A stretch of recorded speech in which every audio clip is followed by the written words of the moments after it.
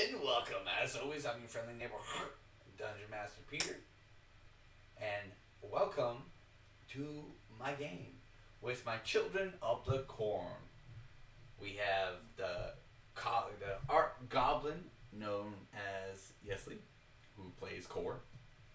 We have the rock me solid Rachel playing Beryl. And we have the why did I become friends with these people? Oh wait, there's the Kraken, Travis, playing Talbot. I'm sorry, you said Kraken. Say hello, my children of the corn. Howdy, y'all. Bienvenidos.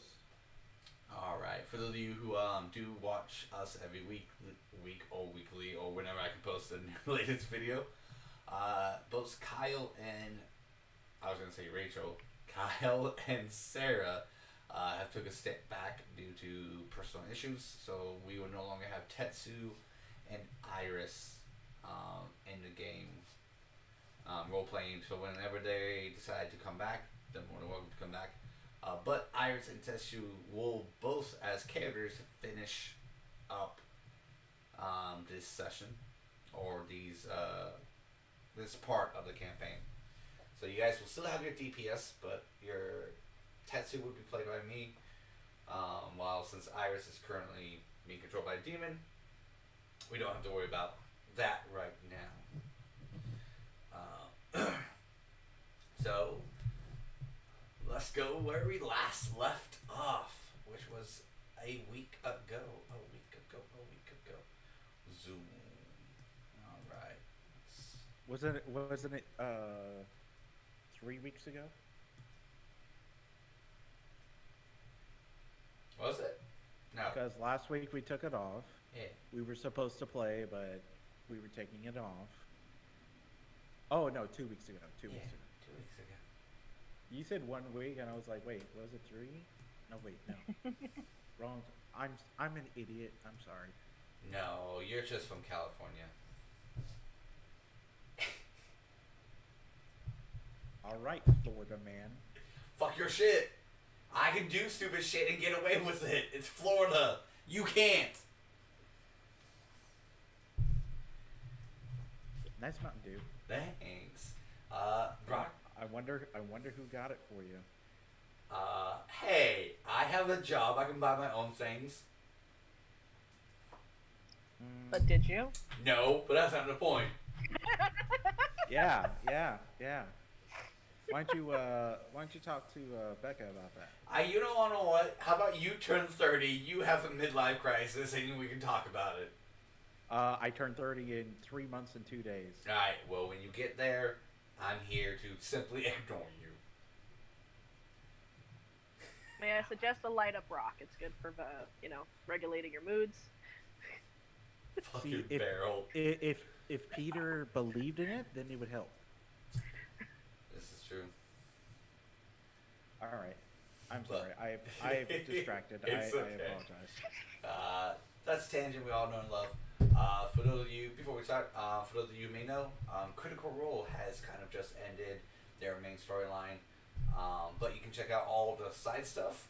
But also, if you're taking a break from Critical Role and want to explore out, just go on Twitch, and just type in Dungeons and Dragons and look at all the other content creators who do Dungeons and Dragons and see their styles and support and love them as well. Because the more big creators and channels we have out there, the more options and new stories that can come to light. Because I think right now there's only like 2 major ones that I know of, Critical Role and Dimension 20 have like the biggest 2 out there. But yeah, check out those, show them love, show us some love if you want. You know, it is a month of love. Then we'll get to Valentine's Day. Whoa. Or did that already pass? I had an American education. We're heading into It's Christmas not in the July, best. okay? No. Here's the thing. You had a California education. Yeah, which is worse. Yeah, here's the thing. You say I can't say stupid shit because I can't get away with it. Neither can you. Okay, I currently live in Florida, so I can say The snow But tastes like butter. you went to high school and college in California. Don't have to remind me of my mistakes. Moving to Florida? Oh, man. Being away from me, your one true love? Bitch, I've been trying to get you here for so long, so you shut the hell up. I'll send Yeslie after you.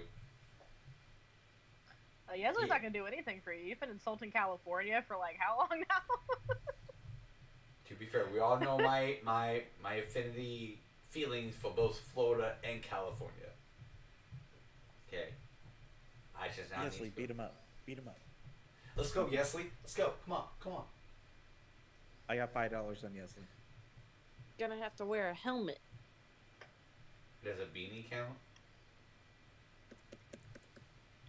I mean, it's your brain. You're protected if you want to wear a beanie. All right. So we had a lot of interesting things happen last session. Talbot went to a bar by herself. And yes, she did not pick up a person. She spoke to the bartender. Dope. And was able to start creating new magic, starting to get a little power up. But it takes about, I do believe, 5 days, I said? You said a week. A week. It takes about a week, and Metal did it in 3 days. 3 days. Metal did it in 3 days. So I'm trying for 2. Trying for 2, and I did not tell Travis what his prior roles meant. So he has no idea if he passed, if he failed, if he became pregnant. We don't know. So, One of the last thing that got written in my notes. Talbot doesn't tell anyone where she is going. I thought it was Travis didn't tell he might get pregnant. No, last thing I wrote in here was Talbot doesn't tell anyone where she's going. Angry face. The rest of the group went inside the Lucky Star Inn or the Fallen Star Inn. No, the New Beginnings, I think. It's one of those. Have it down somewhere. Which they had kind of a nice chat with the innkeeper, which found out to be Iris' father. You guys had a little trust issue right off the bat with him, but he was playing coy with you guys. But trying to get us in bed. We're trying to save his daughter. He's like, I want to fuck. What? Priorities, man. Then you guys were able to meet Iris and tried to cast some spells. She ate it. Then out of nowhere, a caged form around Iris made of pure light. And that's where we stopped. And there the one, the only, bald-headed baby of the corn, Eli. So before anything else, let's give Eli his intro. Oh my god! It's Senguine! We love you! And we miss you!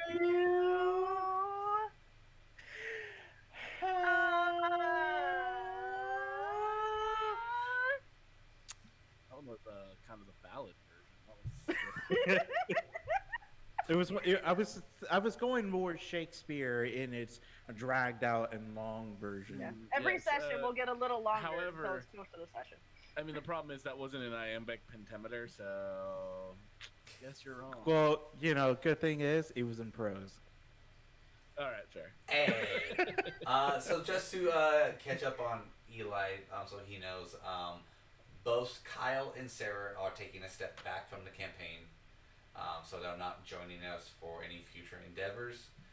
They are more than welcome to come back anytime. Kyle talked to me, and he told me that a lot of personal stuff is happening, so they're going to take a step back so they can focus on that. And then once that settles down, they can just come on back. So we will still finish up this portion of the story. Tetsu will still be in, but it'll just be played by me. And then you guys will have the option to either invite a fifth person if you need it, because your DPS does go down dramatically without Talbot, and your support does go down without Iris. Or you can have a DMPC, which will be played by me, and you just tell me what class you want, and I'll just make up the character. So you guys have, or you can just stick to 4 people. I can hit up Cameron. Like, I can hit him up right now. Oh yeah, maybe not now. But for next session, if the group wants a 5th person, we could definitely do that, because I want the group to decide on that. And as it's worth noting, Cameron is the original person who played Valhoon. Yes. Who is that mercenary that we went up against earlier The in double our agent. campaign. Double agent. Yeah. Correct. And as long as Cameron can commit and be on time, I would be okay with next session with him if the group wants a 5th person. Does that mean the double agent's gonna work with us? No, he would make a brand new character. Yeah, he would have a new character. Other than that, we kind of just talked about like what happened last week, and we're gonna just straight jump into it. As you guys cast your last couple of spells and Iris ate them, right before I think someone was going to grapple her, a cage, right before you were about to like tackle her and grapple her, a cage of light appears around her. Just kind of, and you kind of just like stop yourself before you run into it. As the group kind of just stays there, shocks, and kind of look around, everyone can notice that time has stopped all around you. Go ahead and make me a perception check, you 3. Not, obviously Travis, who plays Talbot, because Talbot's doing some funky stuff with some funky clay.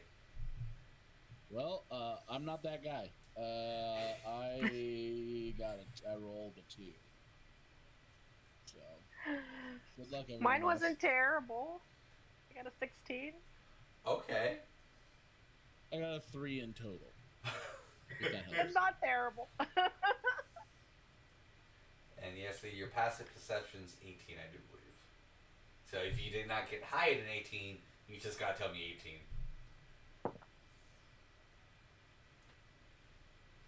You said perception? Correct. I got 18 exactly. I rolled a 13. Yeah. I rolled a 13 plus 5. Love it. So, Yeslie, as you're looking around and everything, you notice that 2 figures in the room aren't actually affected by this time stop. One is the bartender, who is faking it. Sorry. He's just like you can tell he's breathing.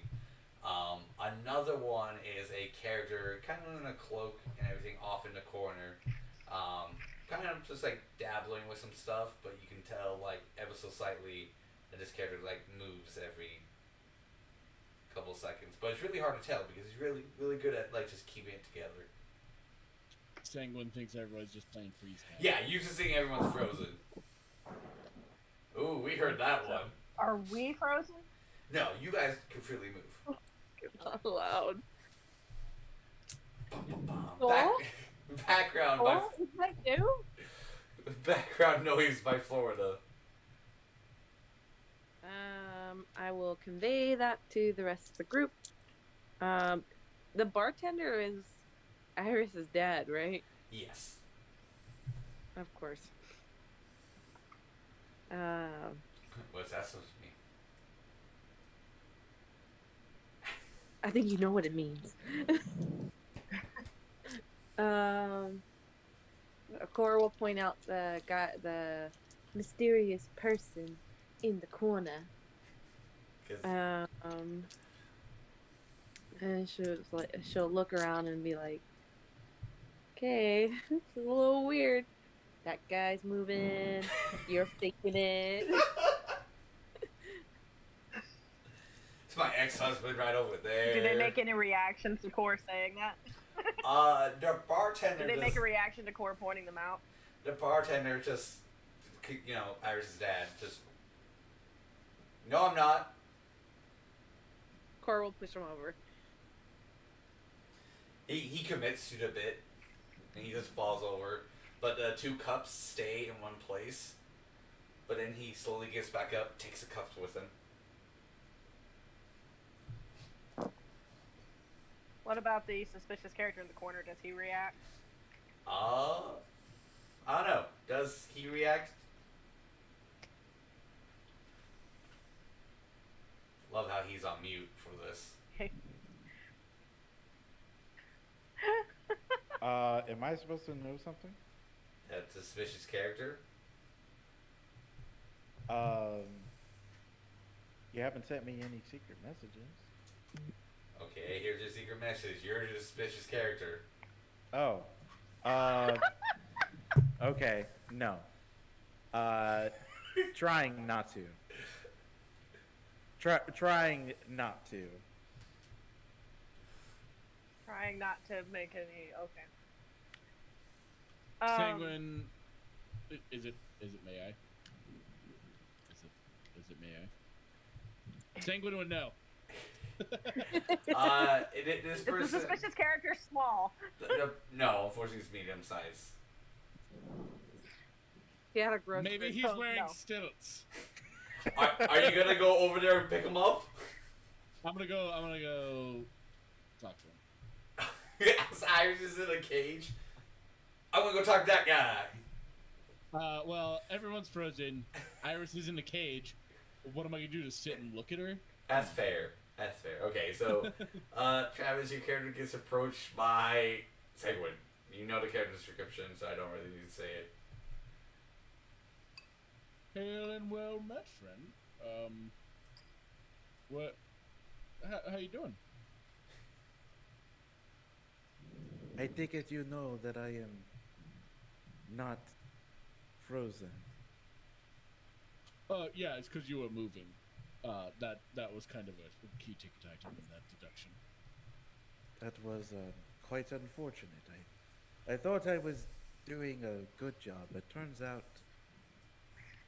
I mean, pretty medium. I don't want to like take the wind out of your sails. We're just, we got some people who are pretty good at looking at things. So.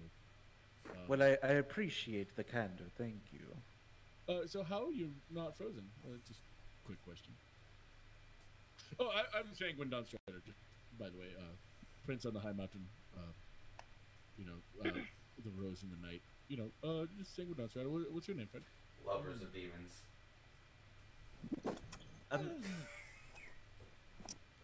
A dragonborn. What? It is Why good is to everybody see, so interested in my race here? well, my friend, you must understand that most of the dragons we see out here are half dragons, not of dragonborn, which is very unique in this area. The name is Tirno. Tirno. Not even gonna try to pronounce that. Is there something? Can I call you Tyr for short? No, the name is Tirno. Oh. Of course, gonna butcher the shit out of that. Yeah. Okay. Cool. Well, I'll try my best at that. So back to my earlier question before the introduction formalities happen. Why aren't you frozen? Like everyone else here. In the room, am I one of the? Besides me and the bartender, how many tieflings are there? Oh yeah, you're 16. Do I have any? Is there anything I can do to try and figure out why I'm not frozen? What is your class again? I forgot. Fighter. Fighter. No, you have no fucking clue. But you can see that both, actually all three of Senguine, Core, and Beryl are surrounded in a yellowish gold aura. Well, I am. This is not my specialty, but I could see that you have this hue around you, my friend. Yes, yes, this of sunlight color, yellow. That's around you and I did shine my armor the other day. Yeah, I So don't that- think I don't think it's that. But it seems to be of. But it is around you and your small one over there and your big pink haired one over there. What's he saying's around Oh. me? And I start looking at myself crazy, like, what do I got? So as He, you he says you're shining bright like a diamond. Oh, my aura. Yes, it is rather pink, isn't it? I've been told.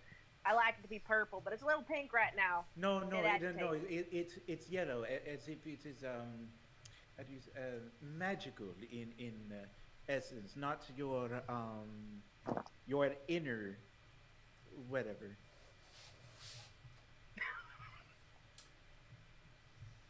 So we look like angels to you. Hmm?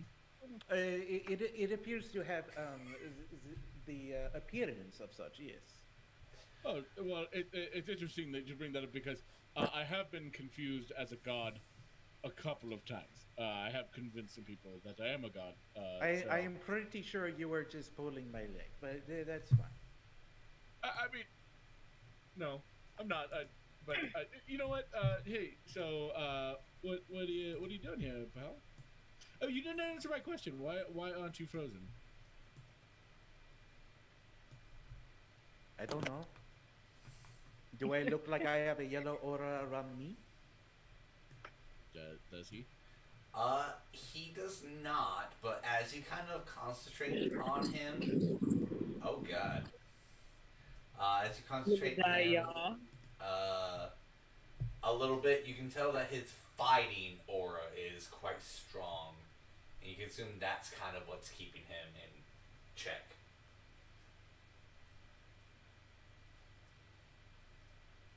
The second question. I mean, you're glowing a little bit. Well, why were you faking to be frozen then? Because I don't know who you are. You know that's good. He checks out, guys. That fucking checks out, but anything I do doesn't? Is it favoritism? See, but when it's you, they just go, man, there's something wrong. When I do it, they go, hey, it's fine.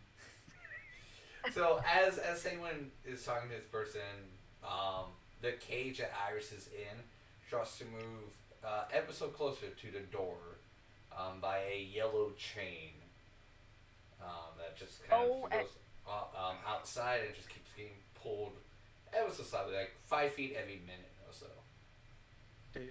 Do I know? Senguine? Yes. It appears that this tiefling that is in cage is how do you say fleeing? Oh no, I'm being kidnapped Yeah, again. Senguine, she Save was me. moving outside. Oh, Wait, she a lot doesn't of seem people too worried about that, but yeah. Alright, Yeah. is the cage glowing? It is. It is. See, I don't want to touch that. Okay, I just go shut the door. Will it stop the cage from going out? You can try.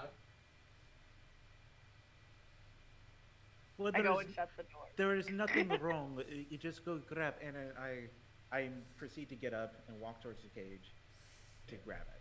So as Beryl goes and closes the door, as Travis's character goes and grabs it, as Beryl closes the door, the chain just burns through the wood, and Travis, you burn your hand on the chain.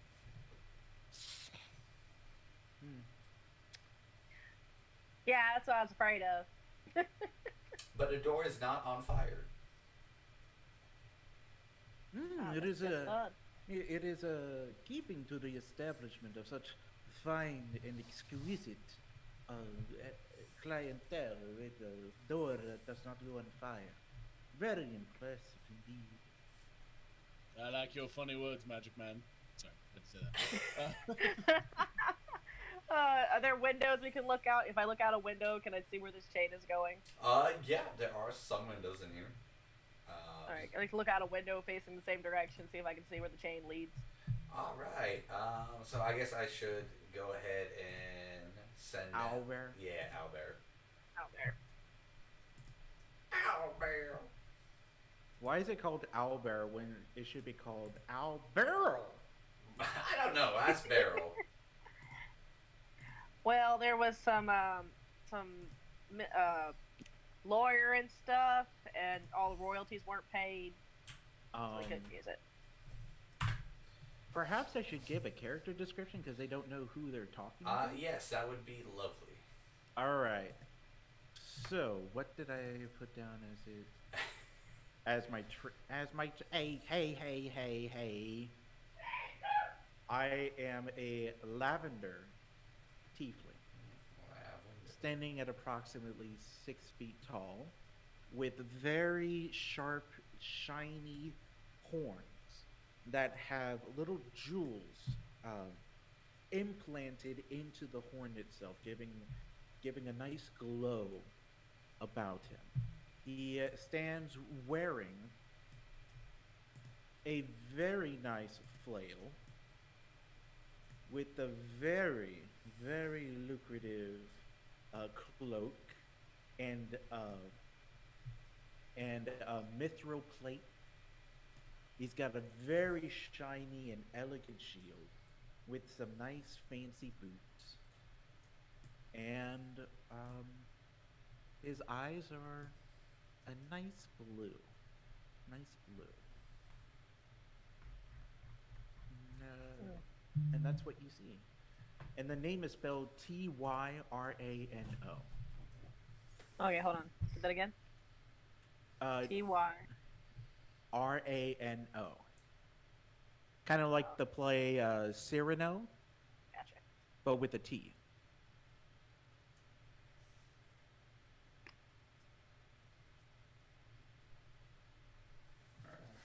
And what race are you? Tiefling. Oh.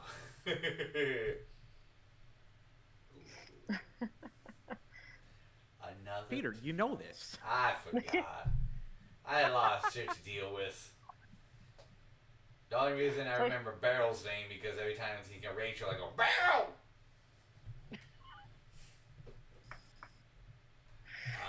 Alright. So the question mark is what is pulling the chain.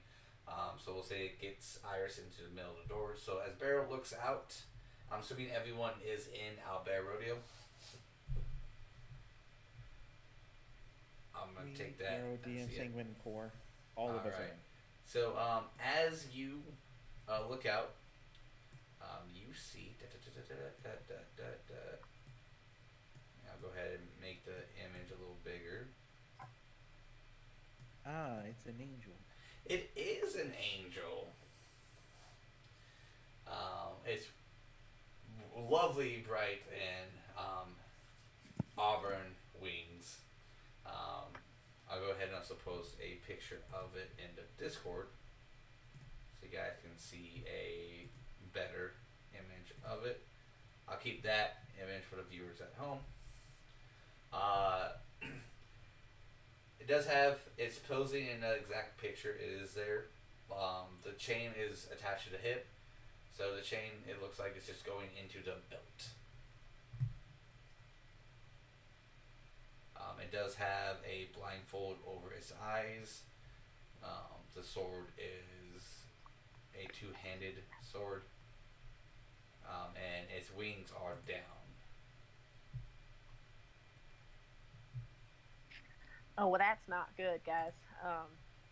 Our demon challenged friend has just been lassoed by some celestial being, and it's not going to end well, I don't think.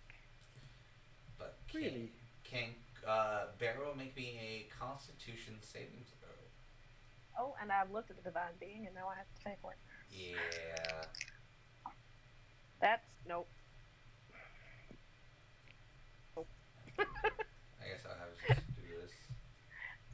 fun, but it ain't good. There you go. A better picture. What do you get, Beryl?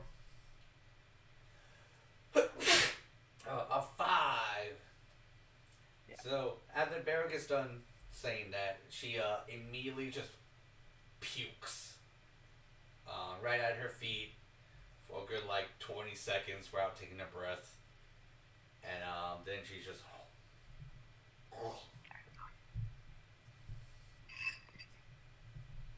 Yeah. Do you want more soup, babe? Yes.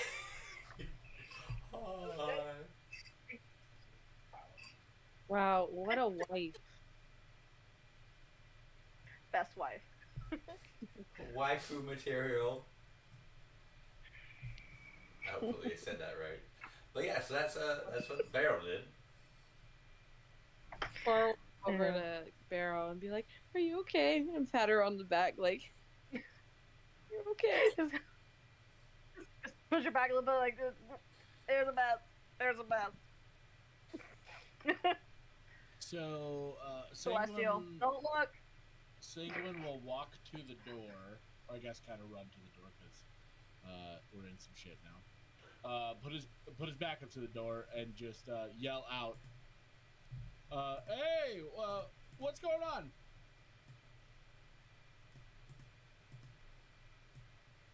I think that's referred to you guys, not me.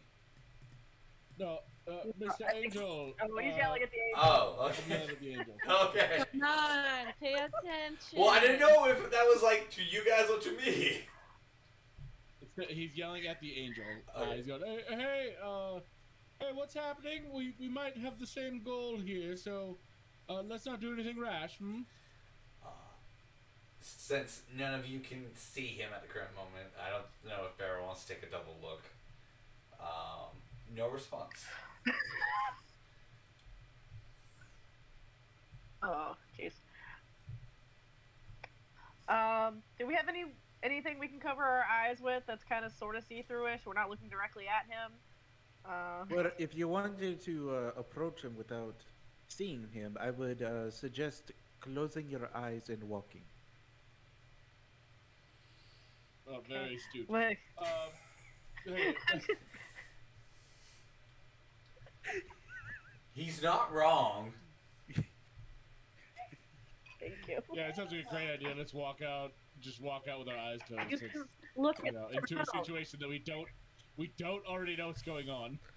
You can look at the ground. Yeah. I So I guess go back to my we will seat. walk outside, averting. I'm gonna open the door and just like averting my gaze, not looking directly in front of me, and be like, "Hey, you've got our friend in a cage.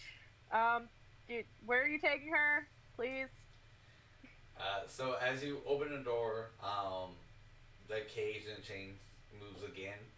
So now the cage is halfway in, halfway out of the building. Still no response from an angel. Thing was gonna take a peek.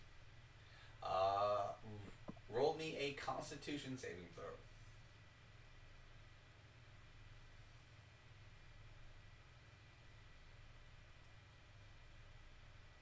That's a dirty 20. All right. So as you look, and pretty much you do not get overwhelmed at first from that just divine pressure that you haven't felt before. Like this is a top-notch angel, but you also know that this is a fraction of his true power. That whatever this angel is, the body can only hold this amount of power. Okay. Do I see like what's going on? Why he isn't responding? Or yes, Not yet. He does. The only thing that would look odd to you is that his eyes are covered in like a white cloth. All the good that goes all the way around. That's really the only thing that would be like truly odd about him. But other than that, he has the standard, robe armor-esque attire, a two-handed sword that he still has on the ground, and that chain goes. It looks like his belt is the chain, so it just kind of goes back and slowly goes around him.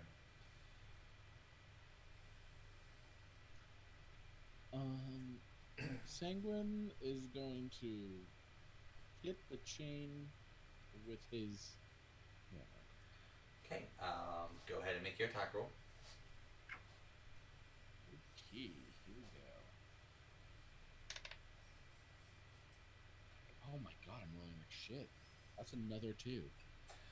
Luckily, that adds up to an 11. So an 11. Does that hit the magic chain? As I scurry over to get my stuff, because for some reason I decided not to bring it with me at the table. God damn.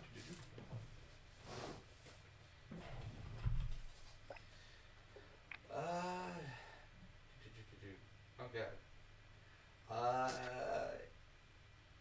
Yes, a 11 will hit the chain.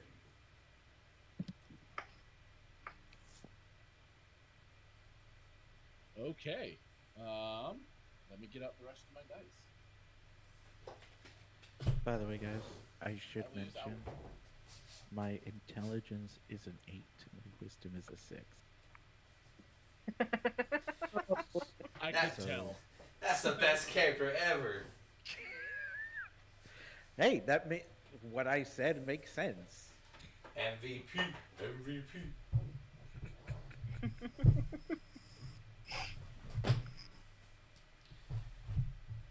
It's like I'm glad. 11 damage. All right. So as you strike the chain, it seemed like it didn't even flinch at all, and then the chain will fully pull Iris out, just about 5 feet of the tavern. Does anyone speak distinct language? I certainly don't speak angelic, celestial, or anything like that.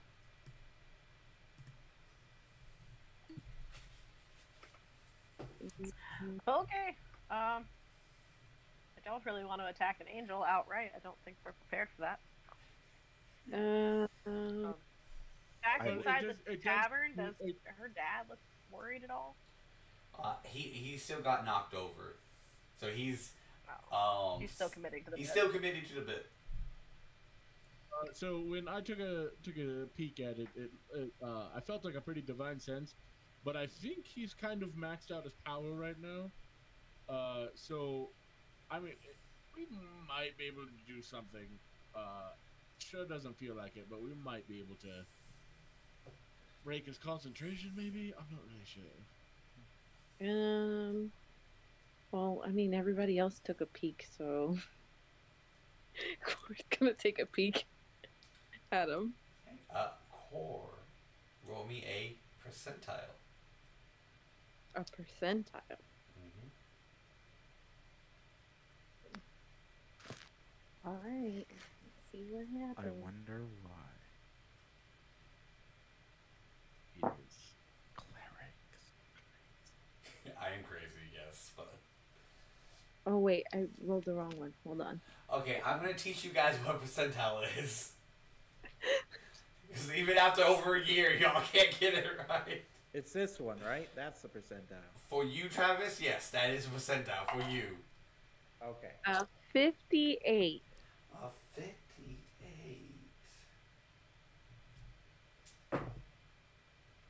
Would you like to keep yours or take mine? Mm,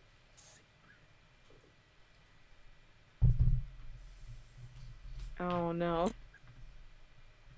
Alright, it could be worse, or it could be better, or it could be the exact same number. Who knows? Very astute. Thank you. Let's see. My Oh. bad. Oh. You know what I just thought of? Mm, Travis having a character with an intelligence of 8 means that we no longer have a person who can legitimately say, "Can I roll to see if my character would know this?" Even though that was the first question I asked. I'll keep mine. Alrighty. Good call. I rolled a 45. I rolled for myself.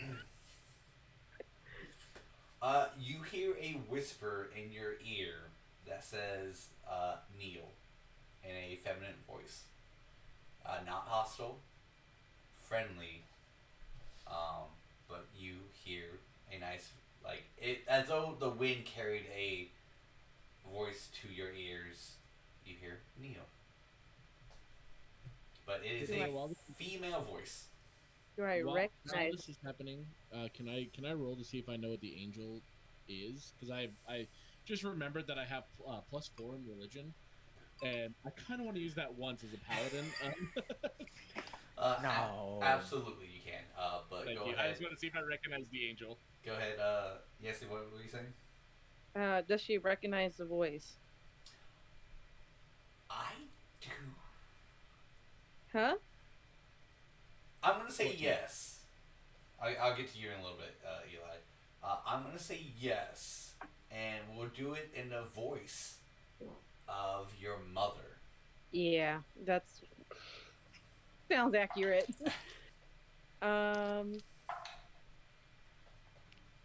She's going to. I didn't step out of the tavern yet, did I? Correct. Now you are still in the tavern. Now I kind of put you. You'll be roughly next to Beryl, so next to the window. Did Senguine go out of the tavern? No, that spot he's in now is where he hit the chain, and then it just moved it forward. I feel like I should go up. Iris is in the doorway though, right? Correct. And she's just chilling. She's not worried one bit. Okay. If I were to go out, would I end up letting her out of the tavern? Well, okay, sorry. Technically, you would be right next to Beryl since you did peek out. I also walked over to her and made sure she was okay. Yeah. So yeah, you two are definitely here. So if you, no, yeah, I mean from what you know, if you walked over here, and you're gonna try to let her out. No, I wanted to walk myself out. Yeah, you can walk yourself out. Okay. Yeah, I'll walk out of the tavern. Go ahead and grab you. You want to be next to Iris?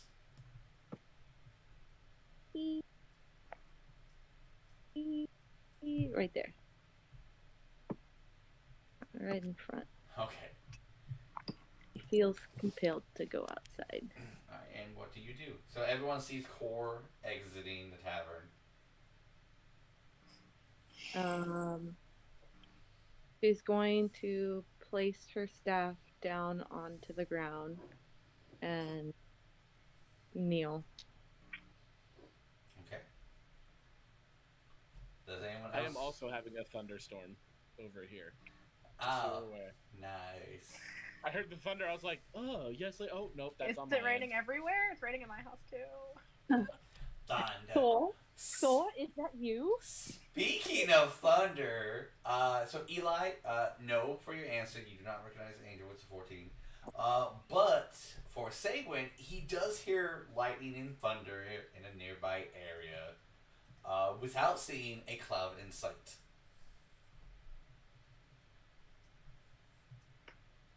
And yes, you're the only one to hear this. He's gonna start praying.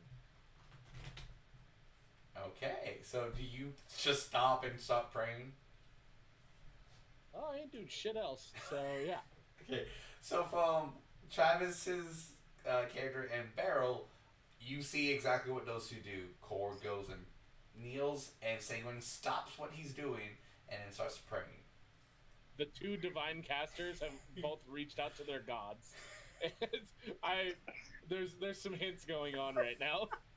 I mean, she straight up put down her weapon. She like put her staff down and Wait, Literally- Corbin ain't said jack to me, okay? yeah, I did. You threw up. That should have been a hint. No, I ain't kneeling in that shit. That's fair. Well, okay, we'll take 5 feet away and step in the dirt that's next to that shit. Have I?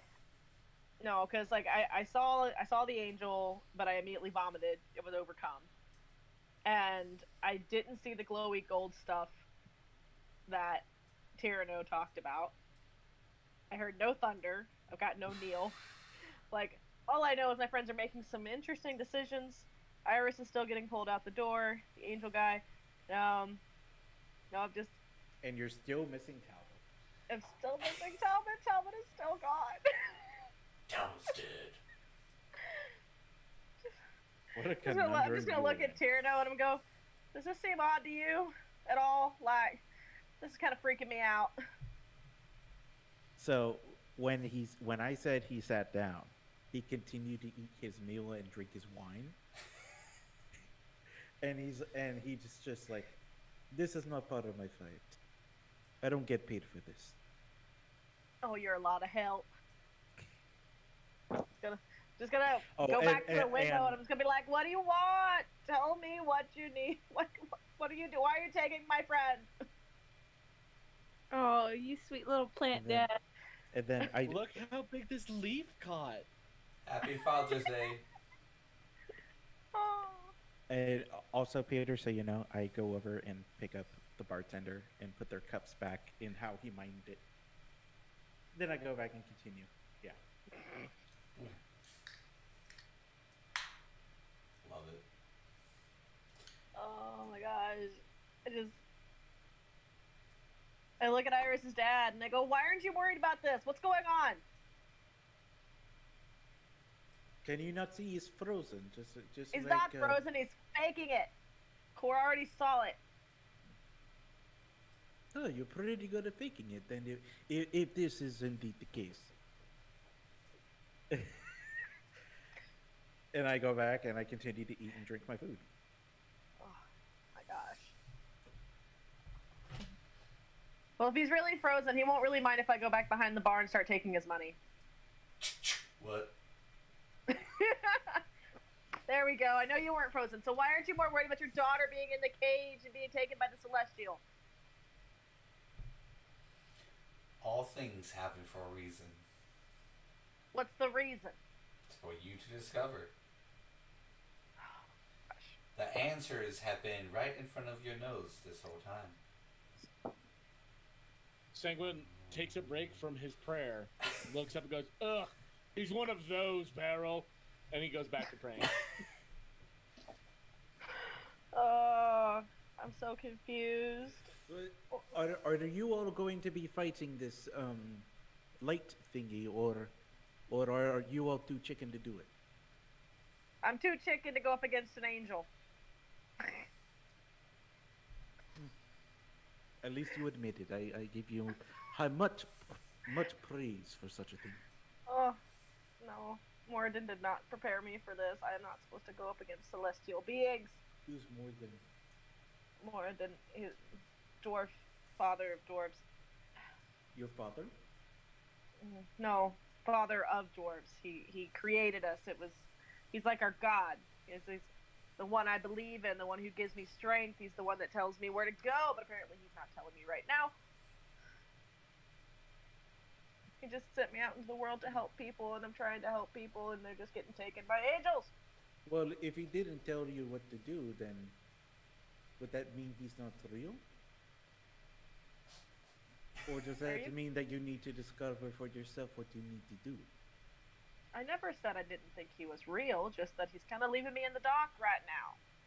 Well, you're busy talking to me instead of figuring this out. So I'm gonna drink my wine. Yes, please do. Please do. You're not being helpful. Party conflict already. Dun dun dun. And yet again, I didn't need to do anything. Dun, dun, dun. Oh, I don't. The angel, he won't tell me what he's doing. He's taking Iris, and I'm still just, my friends are just sitting there. Nothing's happened to them, and nothing's happened to me. The cage moves up another 5 feet. I go to Iris. Iris, what's going on? Do you know what's going on? Do you want to get taken by the angel? Oh, that sounds like a good time. So you're not worried about this at all? Not even Demon, you? Oh, no. You guys will save me. So nothing to worry about. I look at my two friends who are praying. Are you sure about that? Because I'm not about to go up against an angel by myself. Yeah, I'm pretty sure. You guys haven't really Okay. let me down before. Mm-hmm. Okay.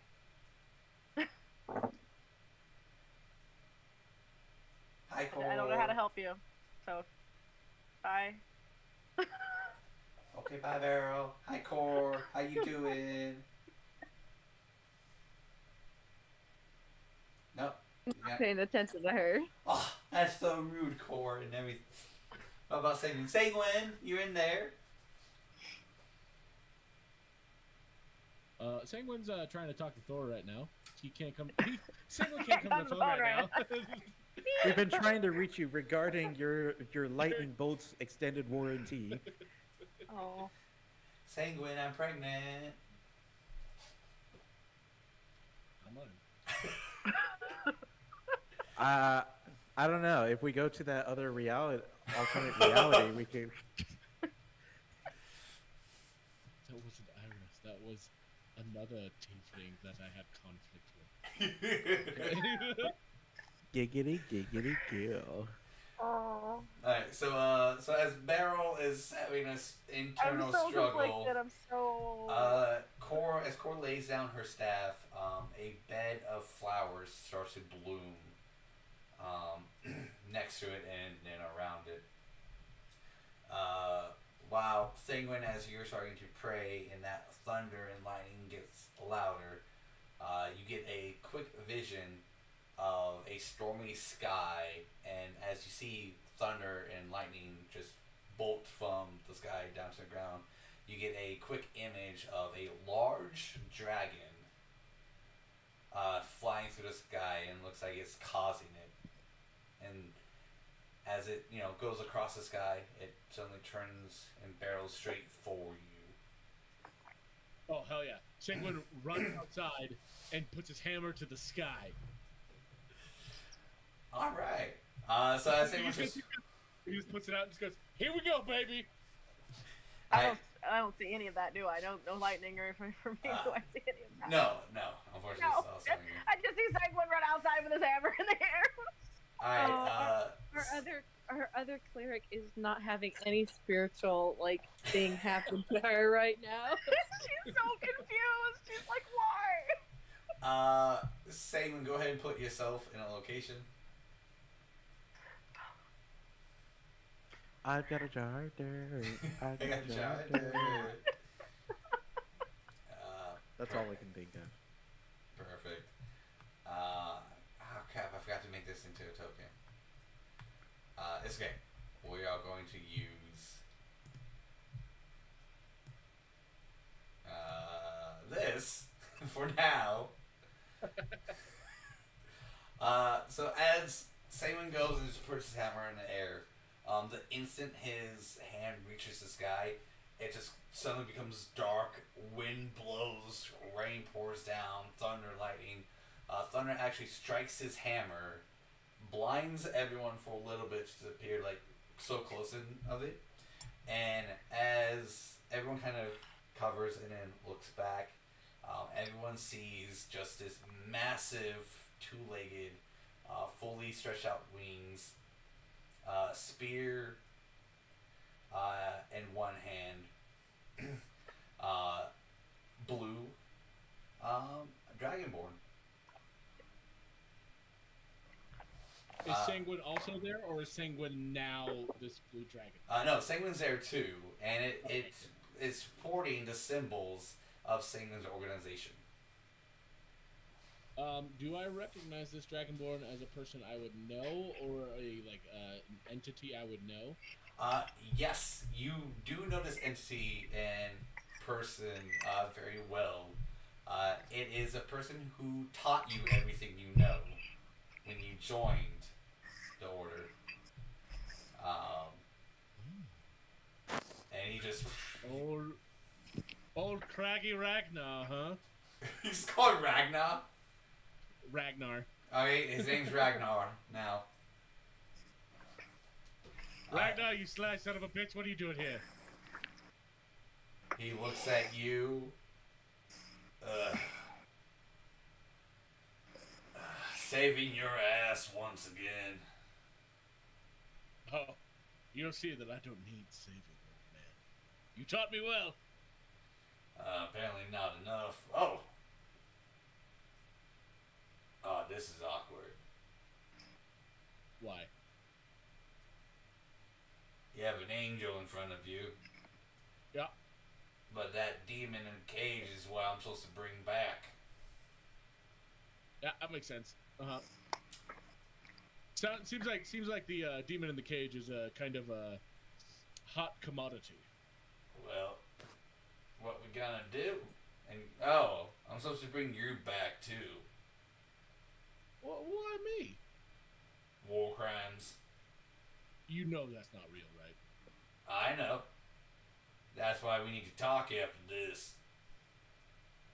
All right. So I think what we kind of have to do, I think we got to knock this fucking angel out. Are you getting a reading like that as well? Yeah, but I'm just saying, there's some freaky deaky god shit going on right now, and I feel like that's a sign to bust this angel's head open. You know what I mean? well, as much as I love to fight by you, y'all a little too much of a pups right now. He stretches his, armor and his bones out, and you can hear some crackling. Well, let me handle this. Y'all decide what you're gonna do with the demon. Are you going to? It's in a cage right now that we can't get to, so there's not a whole lot we can do. Well, you need to make a decision. Do you hand it over to me, hand it over to the angel, or what? You gotta convince the angel to leave somehow, don't you? Yeah, the angel hasn't said anything to us. We've tried. Oh, no, they don't really. They usually just get there, what they need to be done, and they leave. So I'll buy you some time while y'all discuss what your next step is. And also you gotta convince me not to take you away. I'll give you some time to think about that. That'll be easy. You know my priorities is to the order, so this has to be a good one. Yep. So he looks at the angel turns his head, looks back at them, and then they suddenly vanish. And then a cross is what's left in the angel's place, and a chain is connected to the cross. When Core saw the flowers bloom and everything, she would have said in Sylvan, what shall you have me do?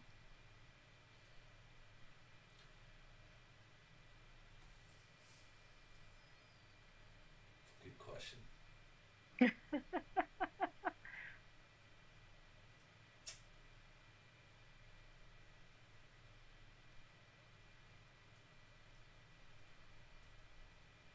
Get back to me on that because I'm trying to think of a way how to word this. You kind of make sense. Oh no. But so everyone did see that. So actually, I can actually do that now. Never mind. So everyone did see that. During that conversation, Core does say that, and the flowers that sprout up from Core's staff falls into the petals. Starts to fall down and create a word that says heal.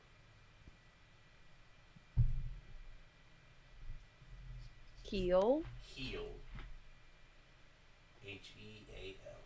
And it would be in the Furbolg's native tongue.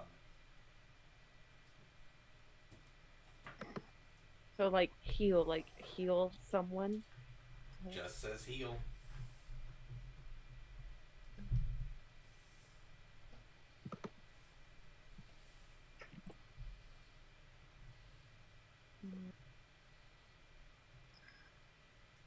I'm so fucking confused. Sanguine, who was that dragon? Hey, he's like an old. He trained me in the order. So yeah, he's gonna. One, he wants to take Iris. Two, he also wants to take me back to the order. We all know how that's gonna go. Yeah. So we've got some talking to do. Do you think the order could actually help us get Iris back to normal? I mean, at this point, I don't even know. The order is basically unrecognizable to me. They started a war. I mean, that was not ever part of what we were formed to be. So, I don't know. To be completely honest with you. We tried going to the Dragon Slayers, and so far Talbot's gone missing, and Iris's dad doesn't seem to have any kind of want to get her fixed anyways. Or at least he's not being super helpful about getting it done. So as you say that, you hear a chair pull up right next to you, and he's drinking some ale. That's not true. You're doing exactly what needs to be done. You want to share? I did. You want to share being less cryptic? I don't have a dog in this fight. You have a daughter in this fight. Yes, who's wanting to be taken in prison by a high-level angel and a high-level order member. If I go in and fight, I'm just risking my own life. I'm not asking you to go in and fight. I'm asking you why you don't seem to be concerned. I am concerned. It's just what... Acceptance is another way I'm dealing with this. Are you accepting that your daughter is gone? Like, are you telling me I shouldn't bother to try to get Iris back? Oh, no. I accepted that you all will have faith in getting her back. Well, I have faith in y'all getting her back. You don't even know us. Don't have to. You're friends with my daughter. That's good enough for me.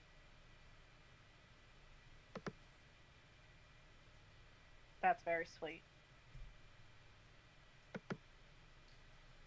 You know, it is very sweet indeed how a man who knows nothing of such strangers, yet acquaintances of one of his blood, he unconditionally looks at you into your eyes and says, "I trust you."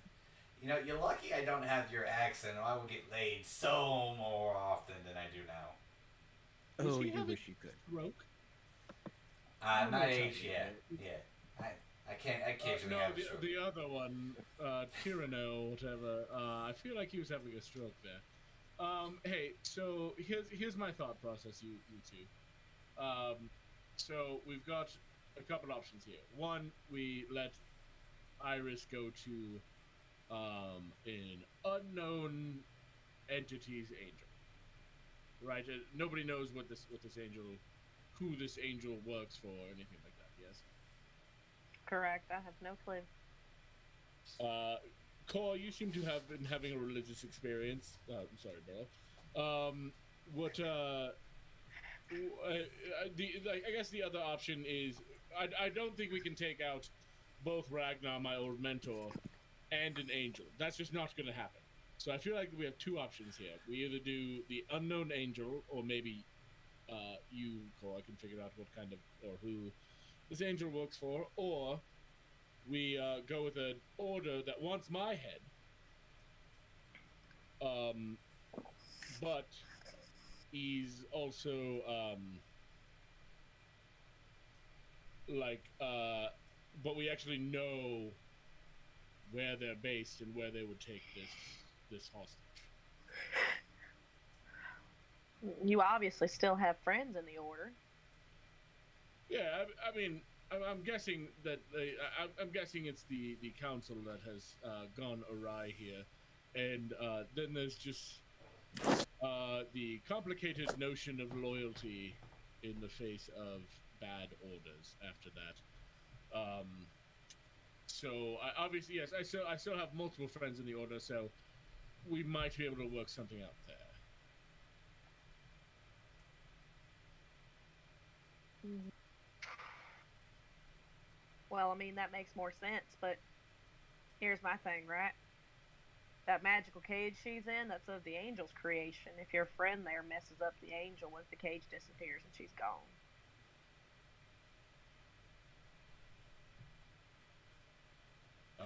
I mean, honestly, I've seen. I'm just saying, he's going to come back and he's going to think that we released her.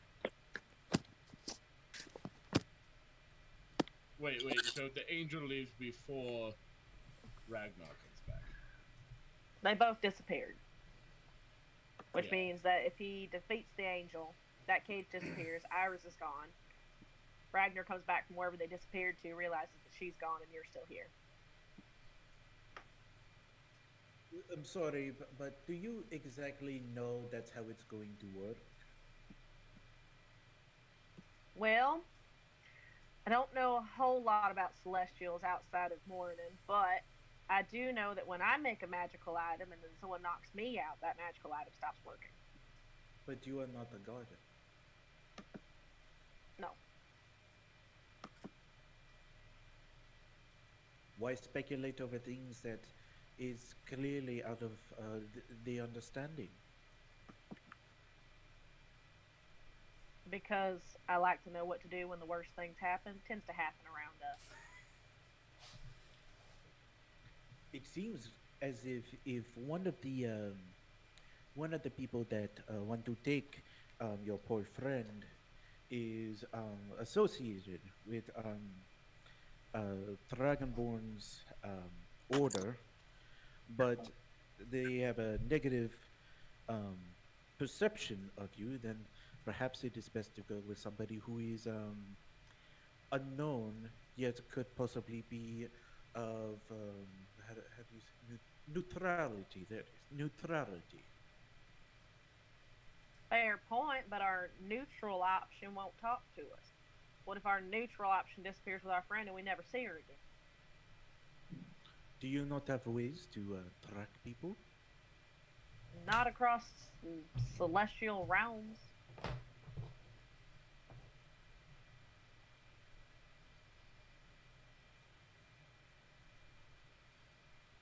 Well,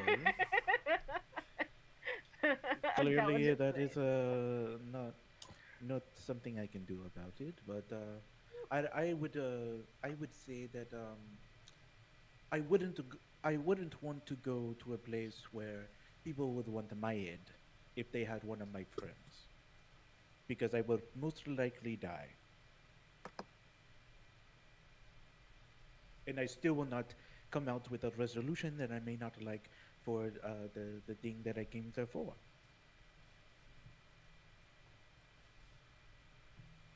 At least with someone who doesn't want me dead.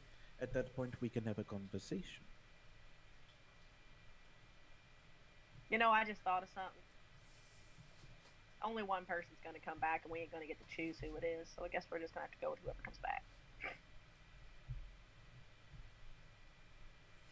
Ooh, letting the gods fight for themselves to see what pieces are left behind. Way.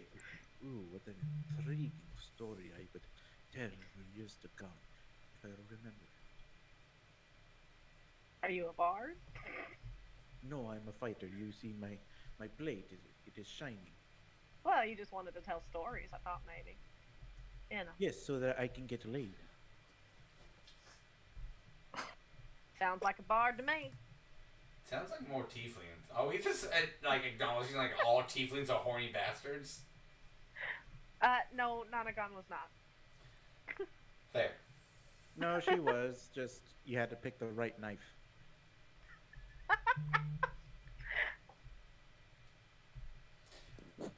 All right. Dwarven stature was all that mattered to her. All right. Well, I mean, what do you want to do, guys? Senguine, Core. I mean, we can say who we want to pick, but honestly, we just got to go with whoever comes back. Unless we want to try to get her out right now. Also, probably not a great idea because she is a demon. She's just going to go poof on us.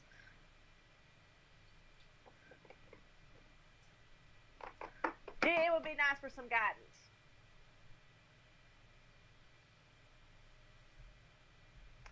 Go with the angel. I'm sorry. I'm sorry. I'm so quiet. I'm just trying to understand what my God's trying to tell me. She's like in her own world right now. I walk back over to Iris in the cage and I ask her, and I go, which one do you want to go with? Do you want to go with the angel or do you want to go with the dragon? I'm not gonna listen to you.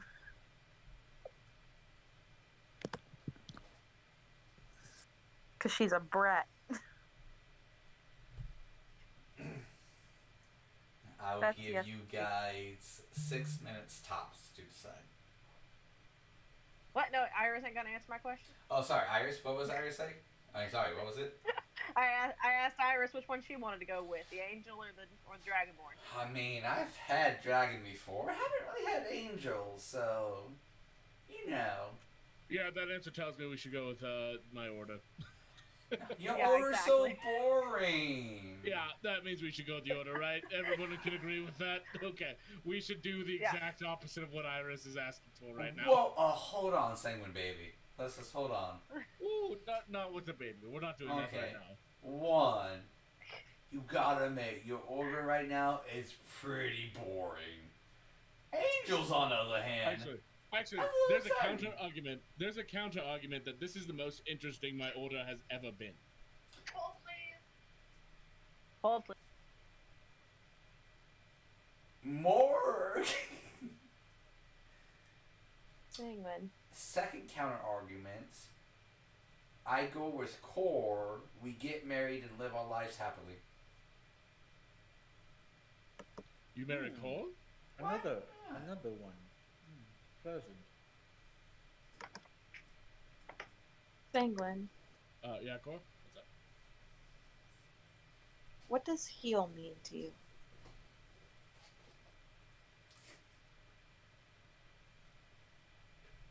To stand at one side, or to, I guess, I don't know, touch, lay on hands is one for me, where I can heal somebody with my hands. I'd like. Wait a second. You know, when you say heal in the same sentence as what does heal mean to you, it comes across perfect. Not like that. Like, what does it mean to you individually?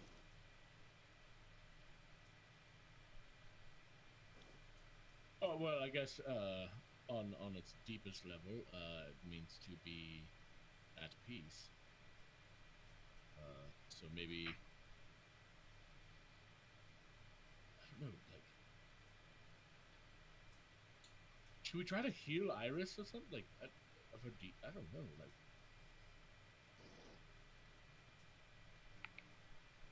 Beryl? Heal is to help.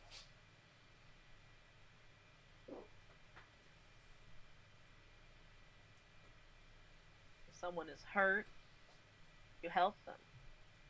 If someone is in trouble, you help them. If there's a relationship that needs fixing, it's a type of healing, emotional healing, physical healing. It's a matter of helping the other person get what they need.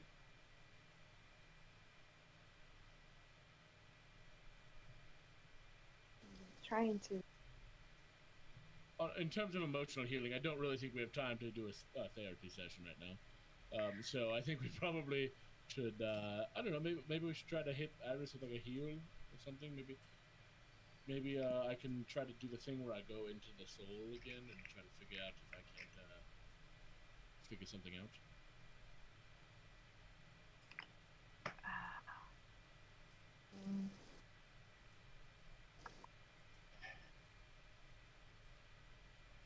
I don't think going into her is going to help. I think that will take quite some time, especially if there's two conflicting souls. I mean, I will throw this out there. Who knows what time they get back? I mean, maybe during this time you'll find something to eat her. If your lay on hands does nothing. Every other spell we've thrown at her, she's just eaten it. I can feel this entity coming for us very quickly. I suggest you make a decision very quickly while I drink my wine. Fuck it. I'm gonna try. Sanguine's gonna try to do the lay hands. And Core is going to try.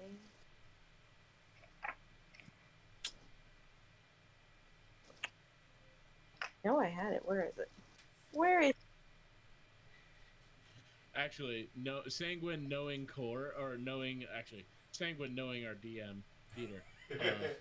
Sanguine is going to, as this has worked multiple times in our occasion, he is going to lay hands on Core and try to channel his magic of healing into Core. Okay. I'm glad you're pulling stuff like that out. You're okay. Work it, girl.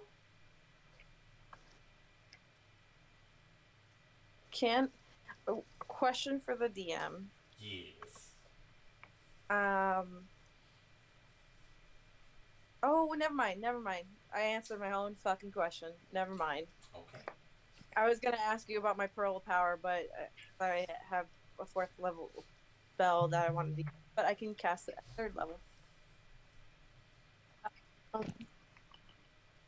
Hey, Beryl, I have an idea. We're gonna try to channel our magic through Core and try to heal Iris of this affliction. So Whatever you think is best. All right. It's worth a shot.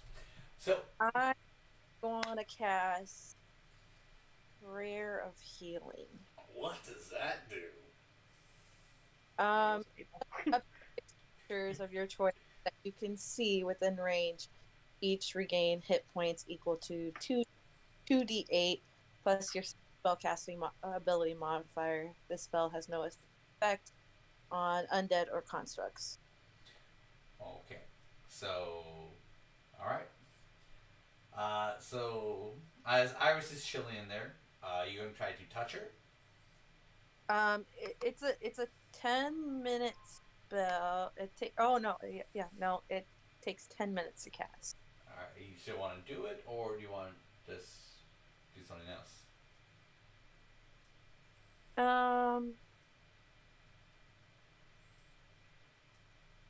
I can either do that or I can do Cure Wounds. Open for suggestions, friends. It doesn't feel like we have a whole lot of time left. Yeah, we don't have 10 minutes. He only gave us 6 when he left. Okay, So then probably Cure I'll Wounds or Healing Word. I'll do the Cure Wounds at 3rd level because it has a little bit of a higher dice.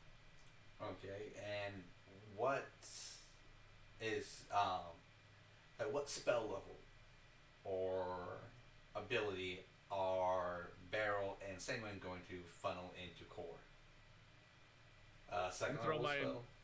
I'm throwing my entire lay on hands. Yeah. So, and that's, I believe, 35. Damn, son. Hey man, we're oh, it's wait, hold on. What the hell? Where is it? I kind of wish Talbot was here. It's 30. It's 30. Alright, so, as you guys, since you guys have done a little bit of this before, so this would take just roughly a minute to do because you're channeling, since you guys are stronger, you're channeling this into core, so it's not instantaneously one, it's just, this one would just take roughly a minute to do, but before that minute, ends, both Ragnar and the Divine Angel, appear back in their spots. They got a little dust on them and everything, but Ragnar looks happy. He goes, oh, haven't had a fight like that in quite some time. Oh, forgot how tough angels are. During this time, Tyranno goes up and puts his hand on the cow thing, and is going to pretend, or is going to try to funnel their whatever flowing aura that was pointed out to him by the dragon person. Okay. Ragnar goes, Senguine, what the fuck are you doing? We're trying to help our friend. Well, I guess I might want to pull up a chair and watch this shenanigans happen.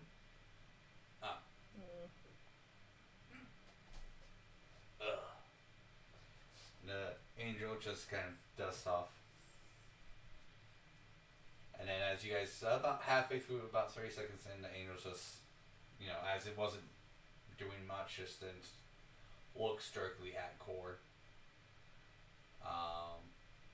And you guys find your magic and heal Iris. Iris cries out in agony, no! And then faints. Go ahead and make me an insight check for all of you guys. Yeah, I got a feeling that was a lie, but yeah.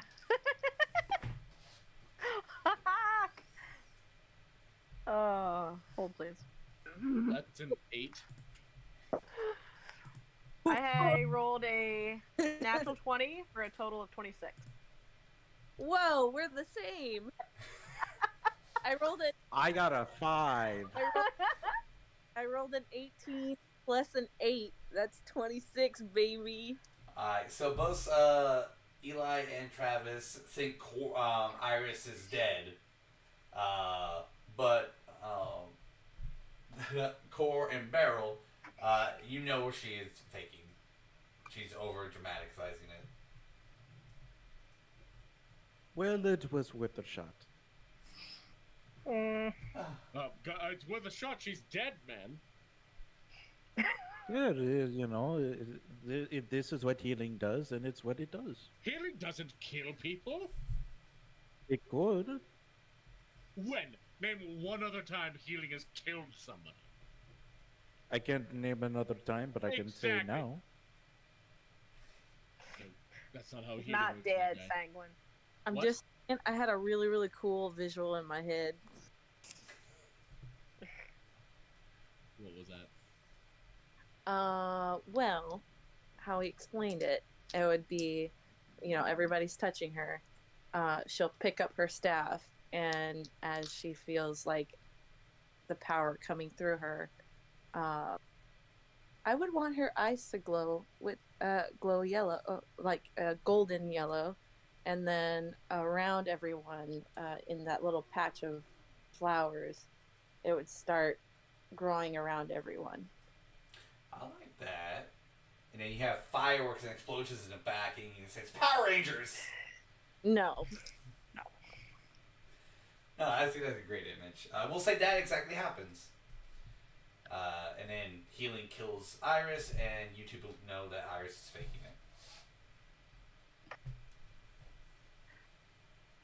it. Well, it was worth a shot. Okay, so it didn't work. So now we have to make a decision now. It kind of looks like Ragnar won.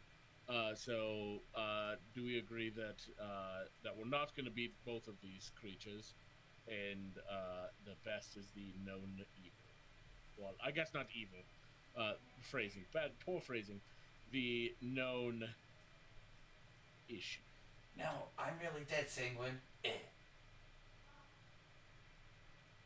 She just said it herself. Any- She's any dead. So why other- don't we just leave her on the floor? Cora's gonna look back over at the angel. Still standing in the same position, wings folded, arms around swords, the cloth around his eyes, and then the chain is now back on his hip.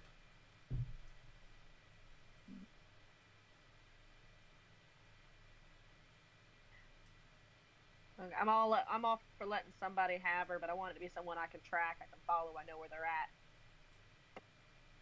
I prefer to let her go to your organization than to an unknown celestial entity that's just going to poof her out forever. Beryl, roll me a percentile. Rolling a percentile. Pointed it right now. It's not great. 47. 47? Alright. So as you're, trying to, not trying to, but as you're explaining this, a strong gust of wind, you can assume it's like residual effects of the battle up ahead, goes by everyone. Everyone just gets a little blown, but a rock comes flying at you and almost takes out an eye as you just barely able to dodge it in time. Oh shit. That was odd. Sanguine, I think there might be somebody in the bushes over there throwing rocks. I'm kidding. Okay, I was about to go look. So Go to investigate. Damn little kids, we don't like you! Get out of our home! I'm kidding. Well, he hasn't ever been that physical with me before. Maybe that's not the answer then. Not what I meant by guidance. That's more like abuse. As you say that, another gust of wind and another rock, but this time the other Another side, rock. and you dodge it again, almost taking out both your eyes. All right, I get it. I understand. All right. Sanguine, she's not going with your dragon friend. why is that? Because my god just nearly hit me in the face with a rock twice when I said that. How did you I'm interpret not that? saying. I said a thing, and then a rock nearly hit me in the eye. And then I said a bad thing about my god, and another one did it again. Beryl's just having I time can of tell her you life. there's nothing over here. It's just, bush. You go check it out. You won't find nothing. I'm already over here. I can see there is nothing there. So, are you saying we should let her go with the angel? I'm saying that's what I was told, yes. Claw, any insight into that?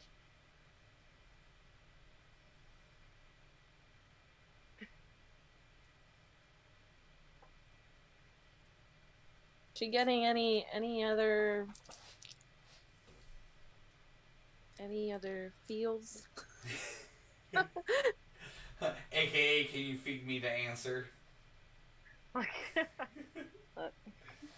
AKA Us pulling dwarves a are a little Travis. hard-headed. We're hard-headed. I admit that. We are very hard-headed. Sometimes he has to tell us straight up what he wants, and he just did. I do appreciate and love you guys.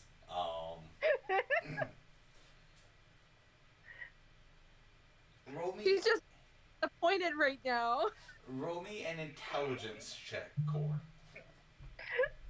So, Sanguine is gonna say, okay, so here's the thing, guys. I don't think Ragnar is going to want to leave empty-handed. I'm right here. What? I can hear you. Okay, guys, so I think... You know we have good ears. Hey, guys, I think that... Have I not taught you any manners? Never. You actually taught me the opposite of manners, you should know that. Alright, you got me on that one. You craggy old bastard. So, anyways, hey guys, I don't think he's going to want to leave empty-handed. So I feel like if we give Iris to the angel, he is going to insist that I go with him back to the altar to possibly clear my name. I might be able to convince him otherwise. I'm just saying it's going to be harder that way. I'm willing to take that risk if that's what you guys are feeling needs to happen. We need to figure out what's going on with your order anyways. Perhaps we just do a little crash party. We just jump right in there, take out the council, and start over again from fresh start. Are you talking about letting me be arrested and then coming and doing a prison heist? Well, yeah, we could do that. I just thought we'd all go with you, just, from the outside in. It's going to be pretty hard to take down the elders, as people don't know who they are. Pretty shadowy at the top there. So that's probably a little more complicated than just tip-topping it over.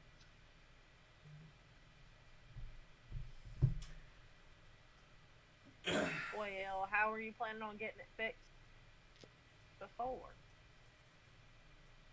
Well, if he was going with Iris, I was going to say you got one of them, and then you don't need me. However, I mean, I've got some tricks up my sleeve to convince him otherwise.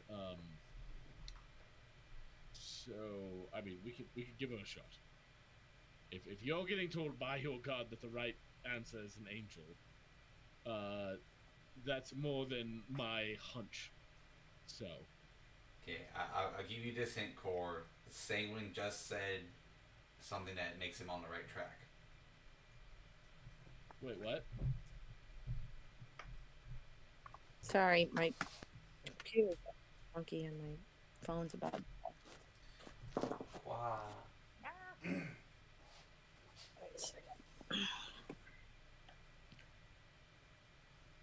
Okay. Hey, yo, Senguine. What's up, my guy? I see you got a hammer there. Can I see it? No. Why not? That's not the It's my spear. hammer. Well, I want to see it. Smart ass. Let me see. I want to take a look over it. Can I have a minute? We're trying to decide a very important decision over here, as you've overheard, because you can hear every word we're saying. Oh, can you at least go get me some ale and give me some hospitality? But that's not on me. I don't own the inn here. I don't have ale in my pockets. I don't have. You were here first. I came here because you summoned me. Now can you go get me some ale? Senguine looks at the Iris' father and goes, "Can you get this guy some ale, please?" Yes, you. You're the innkeeper. Okay, I'm gonna go get it for free, and I'm not gonna pay for it. Fine. And can you get me another glass of wine? Chucks one at you. Here, go give him the ale. Preferably the wine in my glass. It's what I have barkeeps for. Yeah, you. Grabs the wine, puts it on the table, put it on your tab. And he brings Ragnar the ale. Well, thank you. Goes back, sits down next to Beryl. Okay, sorry. Like I said, I was checked on my laptop, but it's being like hella stupid right now. It's okay.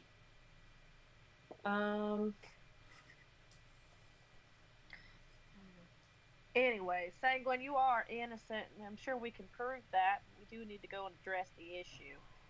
It wouldn't hurt to just go back with your friend. At least Ragnar wouldn't just throw you in. He believes you, so he's not just going to throw you to the wolves, right? Nah, I would. You're just gonna throw me to the wolves?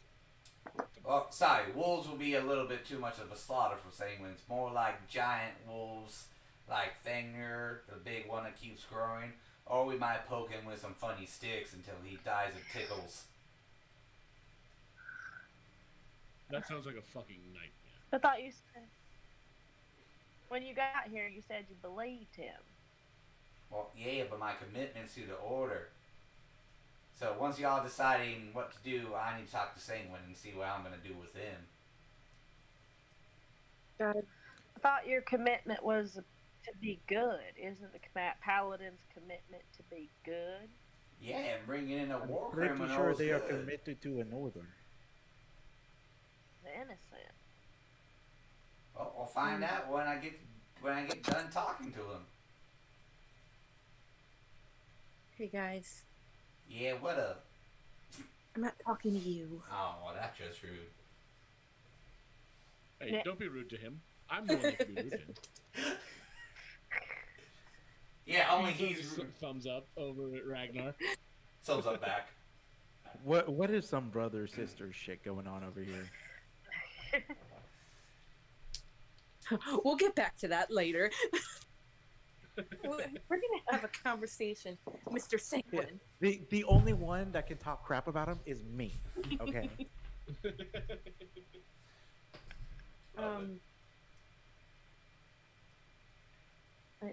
I know this might sound crazy. But can we try one more time? I'm not giving up on her.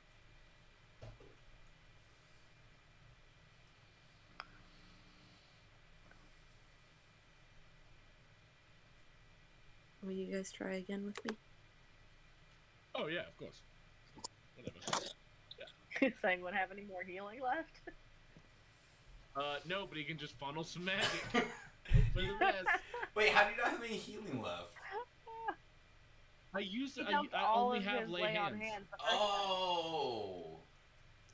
Oh, you have spells. Don't you prepare healing? I have spells, but I don't have any healing spells. Oh, are they all smites? No, I mean I have like hold person and misty. Oh, Step okay, and- okay. Okay. Yeah, I can funnel like spell like magic. I just can't funnel. Because healing. lay on hands is a class feat. Yeah. I just thought he would prepare like one or two healing spells other than lay on hands. I I don't would- think he gets yeah, to prepare the- them the with- way we do. I'm a vengeance paladin, so I don't get that. Yeah, good point. You're not that type of paladin. Yeah, you could just He's drop a one fuck of your shit up spells kind of and just funnel that into it. Cool. I'll funnel a second level. Okay. What about Beryl? Second level 2. And then what about Core? I don't- What is she gonna use? A third level cure wounds. Yeah, cure wounds again. Alright, so as that is going But on. this time, she's gonna kneel, and she's gonna tell everybody to kneel. Done. I go I mean, and much drink shorter with than Iris. everybody else. Okay. She's already down. She's already down. To the As you know, you guys prepared that, Iris goes, "No, please, no more healing. Oh, the pain, the Can agony." we just get this over with? So shut up. Senguine, my babe. Why? When did you turn into an old southern lady? I don't know. I'm getting into character. Oh. Heck, and now I just feel like she's tainting me, and it ain't. So you guys, sorry. Go as for she does, she'll say in Sylvan, "Please let this work." So as you gather the power, the angel will turn his head to you guys. As it funnels to its max capacity, all 3 of your divine power goes to 0. As in, it feels like someone turned off the switch. So the magic does funnel immediately back into the characters, and then about 30 seconds later, the switch is turned back on.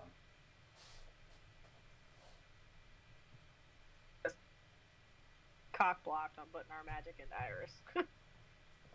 It is quite clear that the angel is one. And you saw the angel do nothing. I mean, if it doesn't work again, it must be the angel. All 3 of you guys didn't know that it wasn't even fully cast, so it never went off.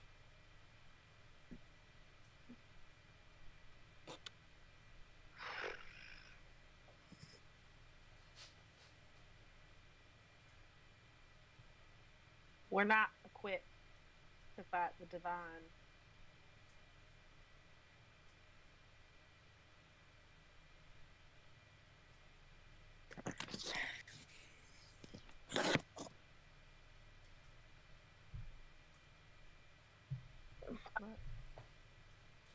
Why do Okay. that? I think, Why I would think you do we're. that?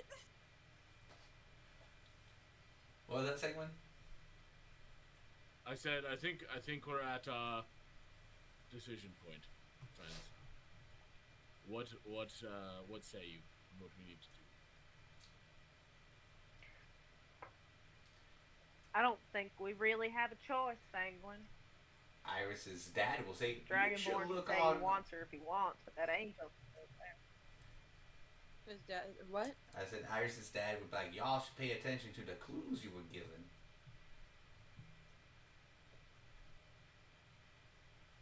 You don't know us very well. We're really bad at puzzles. Oh, You and I could talk about the clues in private. well, they were right out in the open for everyone. I'm not good with puzzles. Oh, that's okay. It is also not my decision to make. So even if I knew the clues, they won't listen. They don't give a fuck about me. They don't listen to. They won't listen to me. Oh no, it's okay. It's not my decision to make either. I'm here to spectate. I So vote the only- Angel, I mean, the even though only- you don't know me. Like out of character, the only hint that we've gotten necessarily that we all see is heal on the ground, right? Maybe I just like missed something, like it cut out or something. So- But the only one I can think of is heal, because we don't know Cora was told to kneel. We don't know why my Dragonborn buddy showed up. He said I summoned him, but like Correct. One of the clues was heal. have I missed some clues here that were like blatantly given to us and I just missed them? or- Not for you. Okay. I got kneel and heal. Correct. And the third clue was given to. I got rocks thrown at my head, and I said give her to the angel. And where did those rocks almost hit? Me in the eye? And who eyes can you not see? The angels. Oh, heal the angel's eyes. Boo.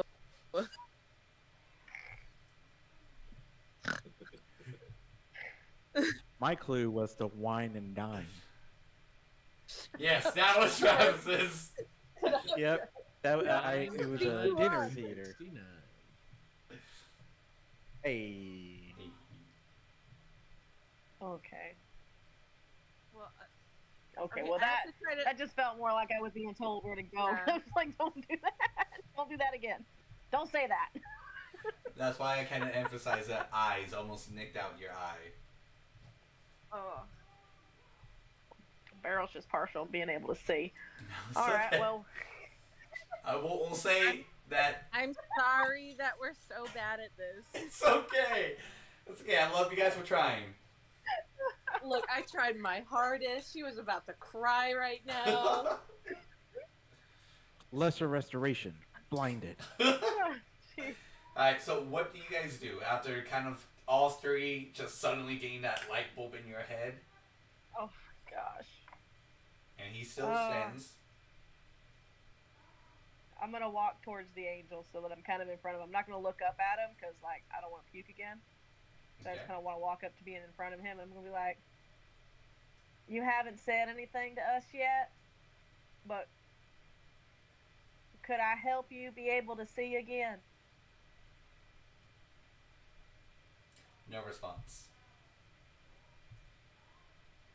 Just Okay, do it, well- Beryl. Just do it. No, consent is important. Do you want me to try to fix your eyes? There is a good Samaritan law in this land. Core's Just gonna do it. gonna walk over and help too. We should all funnel our power together again because I don't think I'm that powerful or Okay. this Beryl's that powerful. I give you a second level spell. So as you guys, I'm assuming are you all three gonna do it? Yes. Yeah. Alright, so as all three kneel and channel their magic into Core, the angel will remove his sword and it will disappear, and then the angel too will kneel to Core's level. I'm assuming Core's gonna place her hands on like his temple. Yeah, let me think how she would do it. Get consent. I mean, him bowing to her level would be consent enough for her. It looked like an enthusiastic confirmation, enthusiastic yes. I'm trying to flavor this to for. Do it. Yeah, she would probably grab, like, you know, like you said, go like this, and she would place a kiss on each of his eyes. Oh. All right. Do you say a prayer?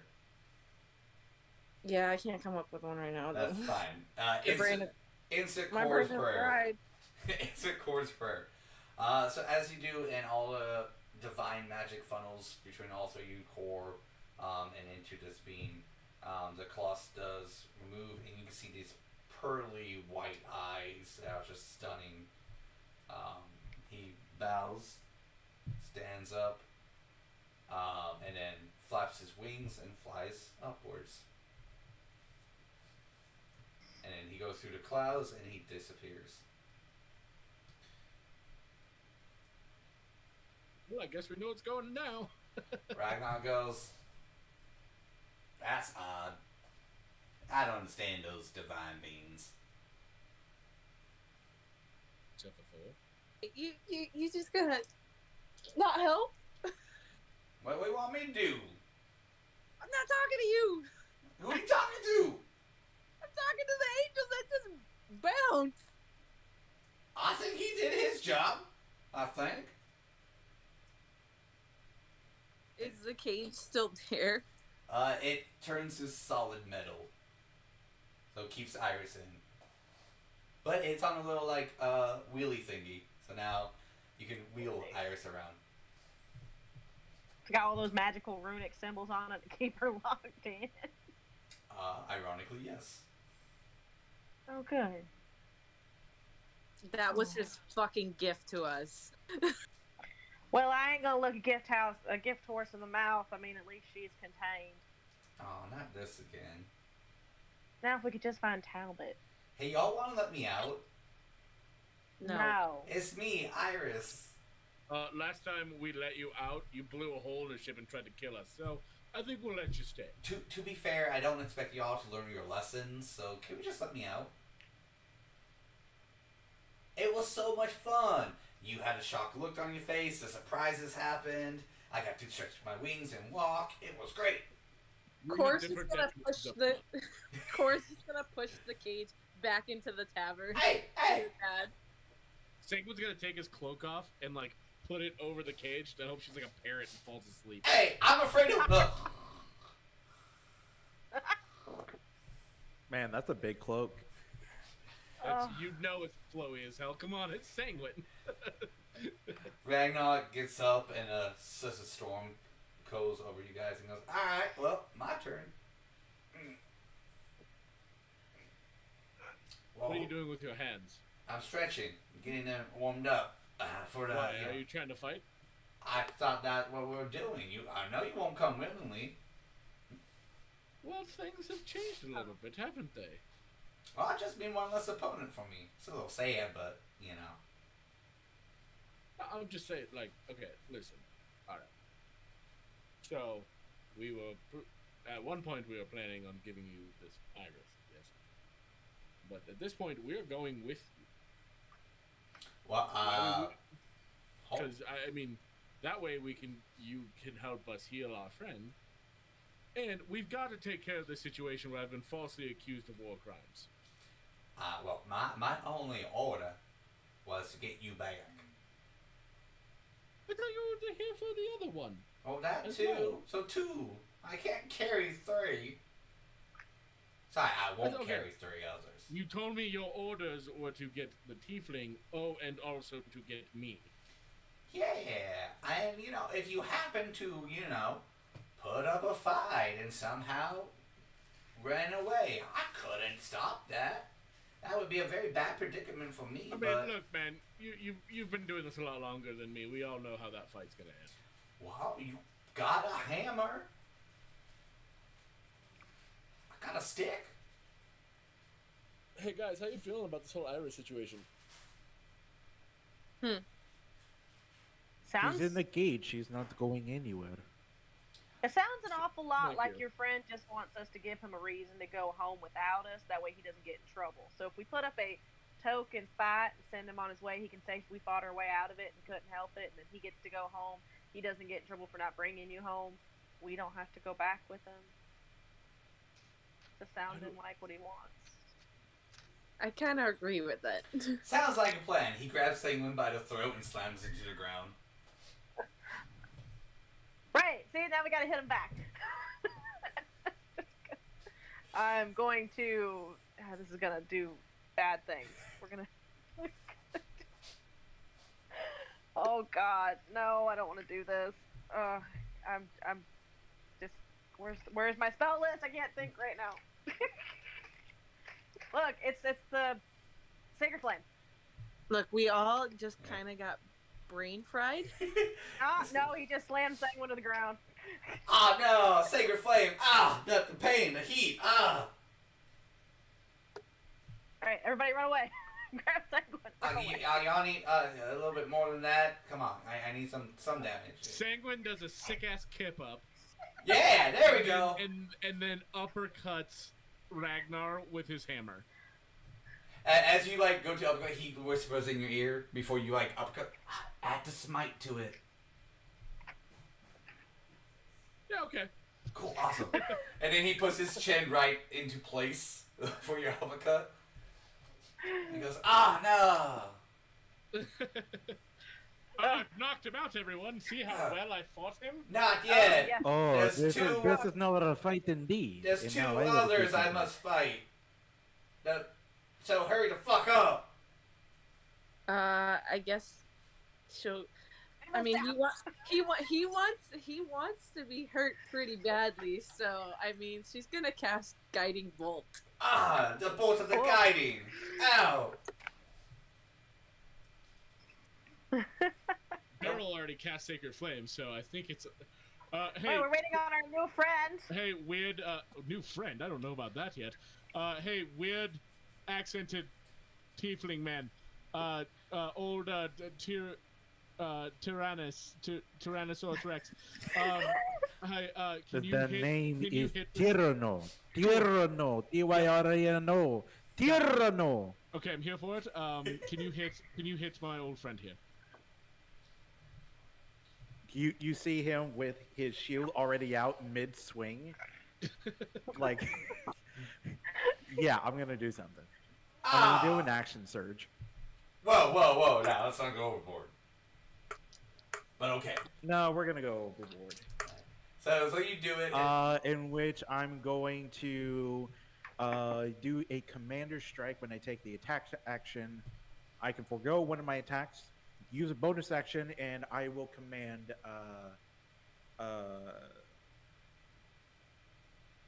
Senguine to use your reaction to take a hit to attack your friend again, and if you hit, you deal an extra D8 damage. Okay, Senguine, I guess, just takes another swing at Ragnar. Alright, so but you, Senguine definitely wants to knock him on his back with it. Alright, so you both do that swing together, and he goes, "Oh no!" falls as like he's about to hit the ground. He turns over and flies away. Oh man, I was gonna say something to him. Yeah, not this time. It was gonna be a really nice, touching moment. Okay, hold on. Let me come back. He just He lays down. Senguine grabs him behind the nape of the neck, puts his head, like his forehead, onto his, and goes, "Thank you, old friend." winks at you and blows a little thunder into your hammer. A gift. And he flies away. Well, that See? crisis was That was hurting. a nice moment. It was. I still had 2 more attacks, you son of a, you son of a bitch. I go overboard there now, friend. It's just a ruse. We don't need to actually hurt him. And Iris's dad goes, Oh. alright, I'm gonna go back to my bar. And as he walks like 2 steps, the whole inn comes unfrozen and everyone just continues to what they were doing. Oh, Since we were frozen, does that mean I actually have to buy this bottle of wine? Yes! Damn it. well, I mean, actually, you know, you can just put it on Iris's tab. No! I don't see why not. He's helping us, aren't you? Yes. Yeah, we put everything we have on Iris. Wait, who? Who are we talking? Iris still has to pay. She doesn't get a discount. Yeah, but, you know, Iris has to pay. Oh, dear God. So you are I hear you are you missing friend? We are missing our blue, lovely lady, Talbot.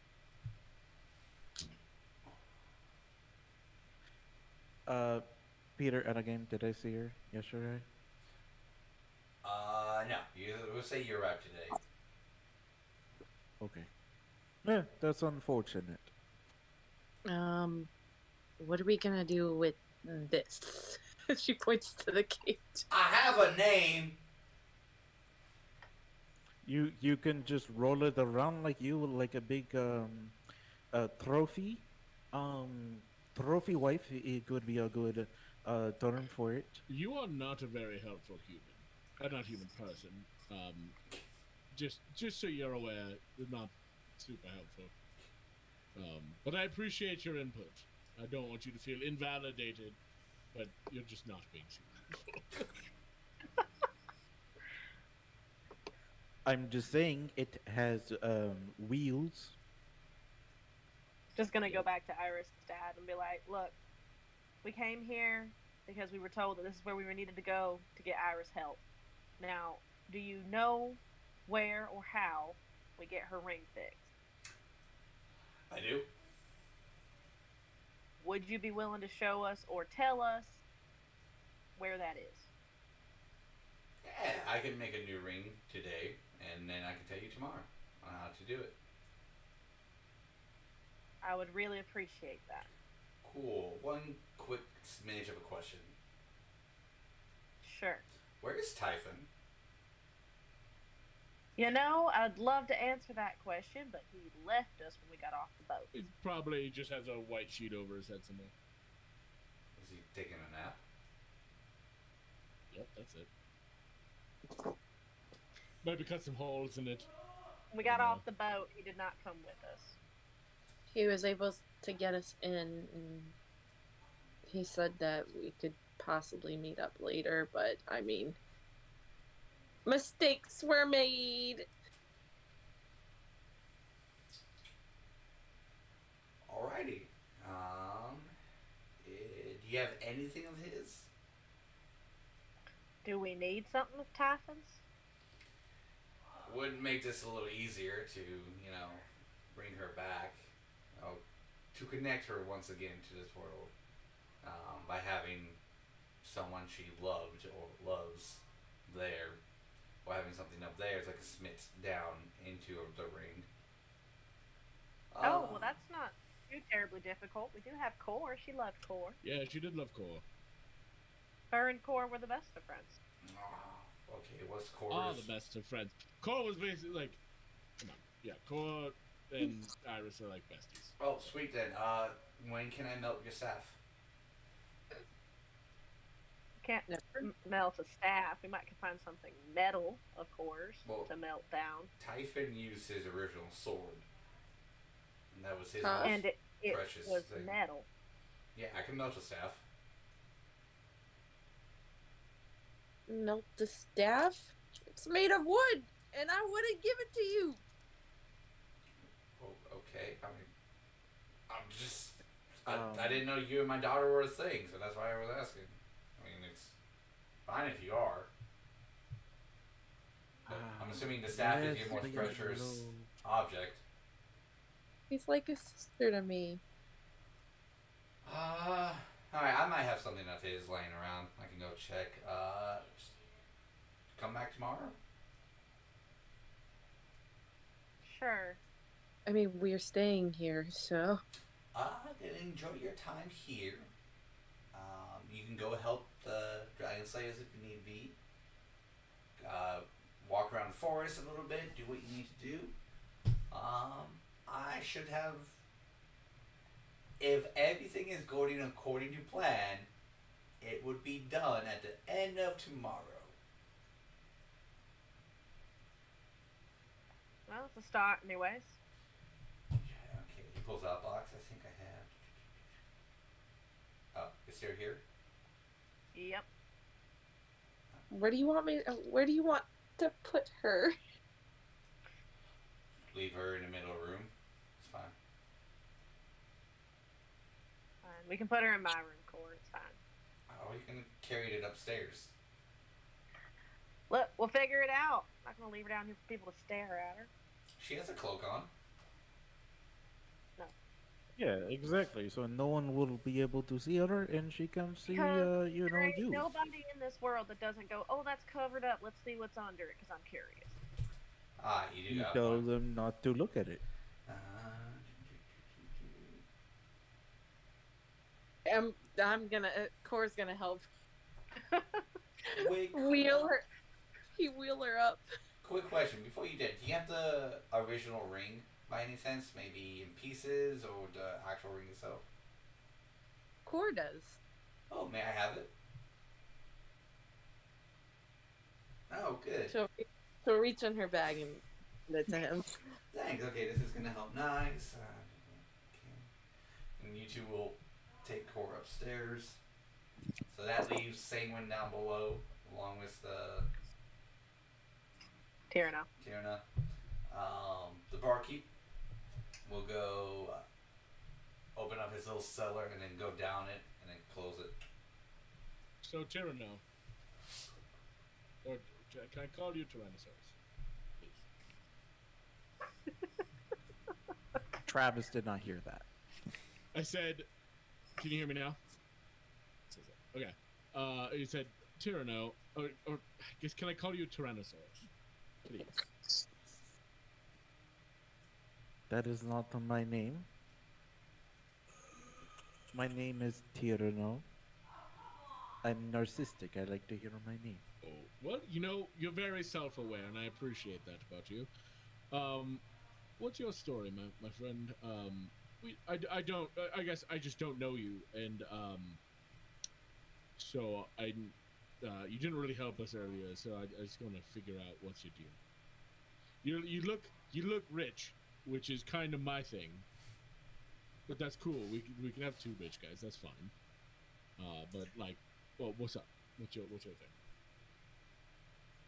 You know, I don't normally do this with Dragonborn, but let me buy you a Ooh. drink. Did you have to say it like that? I don't want to cancel Tyranno. Like. You, Typhon's already on the apologize. chopping block. What was your name, good sir? Sanguine. Sanguine Dumpster. Senguine. Senguine, I do apologize for my actions.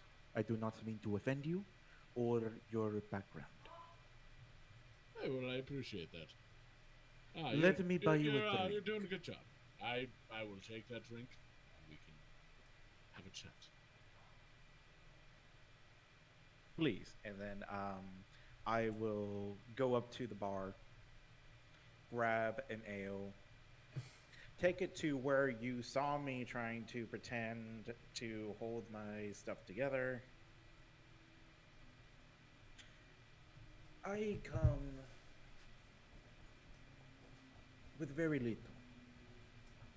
I was a former member of the Dragon Slayers. I'm sure you have I'm very encountered familiar, some of yes. them. Well, Yes. I wasn't making enough money, Okay. Yes. so I decided to become the independent contractor, mercenary. Oh, okay. So you're a sellsword. A sellsword, yes. And it seems to have been doing just fine for you. The business has been good. There's been a lot of rogue activities that I have been paid to help with, and it's been quite profitable for me. You didn't get paid to help us today, because if you did, I feel like we should get that contract. I'm just messing with was you. I'm just just in messing. here. I had just gotten here today.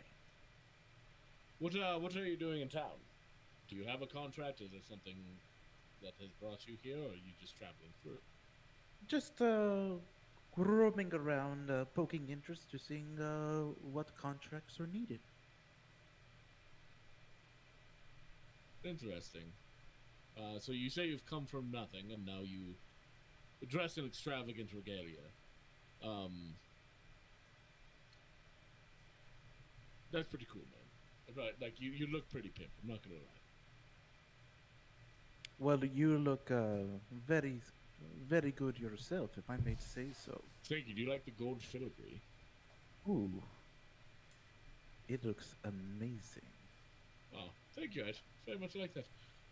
Hey, so, you know, I don't want to, like,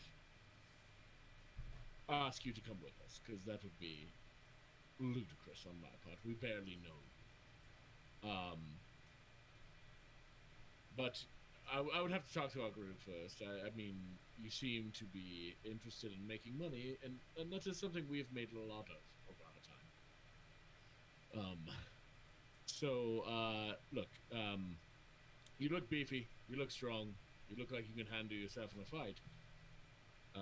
But you know, you've talked to me, and we've kind of, I think we've kind of hit it off. Yes. I would agree with that statement. Yes. Okay. It's going to be tougher to convince my companions if you would like to join us on our quest. We've got some very important things coming. I know that's not necessarily your bag as, you know, importance or something of that sort. There is a lot of... We are going to be taking on a lot of very, very wealthy people at some point. But I'm just going to say the rest of my party is going to be harder to convince because you did nothing to help us earlier. Well, I'll put it this way. If I am to come along with you, we split the profit equally with one another. That is the only requirement I have. When I you will, say equally I with one will another, be you in the mean front line. split between all of us.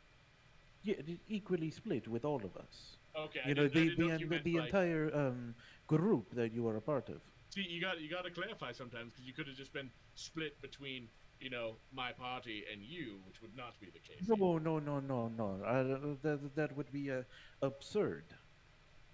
Yeah, see, we're pretty good about that. Well, I don't know if we ever necessarily split it, any of our loot evenly, but most of the time we split it based on necessity and usefulness, right? Like I've got a sick set of armor that once I get disenchanted, I'm going to be using the shit out of. Shit, I forgot about that. Yeah. I look forward to being there. What you get from me, if I am a part of your party, is you get a frontliner. You get somebody who is very hard to hit. You get somebody who is able to give motivation enough for you to do something with only my command, but only to aid in our fight, not to hinder, and to make it more advantageous for you and your party and for me. That is what you get with me on your team. Well, like I said, I'm feeling pretty good about this. I like your vibe. You like to drink. I got a drinking buddy out of this. As much as Cole and Beryl are my good friends. They're not big drinkers. Beryl loves tea, which is cool for her. Not really my bag. Not mine either. And I consider tea to be kind of like piss. I wouldn't necessarily go that far. And also, don't say that when you're trying to convince Beryl to join our group, because that will not go well. Well noted. Thank you. Core doesn't necessarily drink a lot. She acts like it sometimes when she's using directionality. Seems like she's pretty drunk sometimes when she's trying to find something. But it'd be nice to have. It would be nice to have like a drinking buddy. But like I said, you'll have to convince them. I'm quick to trust myself, and that is not necessarily the case. I guess our whole group is pretty quick to trust, but they're going to be a little more cautious than I am, because if you try to hurt them, it's going to be a lot easier for you to hurt them than it is for you to hurt me. So it's really up to them. Well, I'll put it this way. The two of you seem to be doing praying of some sort. Are you casters? I belong to the North Star Paladin Order. I'm a worshipper of Thor, if you've ever heard of him, Norse god of thunder. So that is my god. He uses me for my powers, my spells. Generally, that means if we're fighting something bad, I can do a lot of fucking damage to it. I like your style already. What I'm trying to get at is if someone indeed wants to question me about my motives, who I am and what I stand for, I have heard of such people who can cast Zone of Truth. If these people possess such capabilities, then I would be more than willing to allow myself to fail, to answer any questions without any falsehood, if it would I appease like the that. party. That's a good answer, my friend. Because I know that Beryl can cast that spell, because we've tried this before where we're like, hey, if you're all telling us the truth with some people back in our past, like, just fail. If you're telling the truth, just fail the Zone of Truth, and they wouldn't do it. So that sketched us out, and then we got this big kerfuffle, and now we're here. But if you're willing to fail that, I'm sure Beryl would love to cast that on you, and that would definitely go a long way in convincing them to let you team up with us to help us out. I mean, I am aware as to my own intentions. I have no ill will. I do not want any of you to perish. You all seem very capable in your own ways, and this could be quite a profitable partnership. I agree, my friend. Another round? Another round, of course. He goes up and buys the round. Another round. All right. Okay, so Beryl and Cora will go ahead and deliver Iris into Beryl's room. All that fun jazz. Then I'm assuming shortly later, the two gentlemen will meet up with the two ladies and introduce the new party member.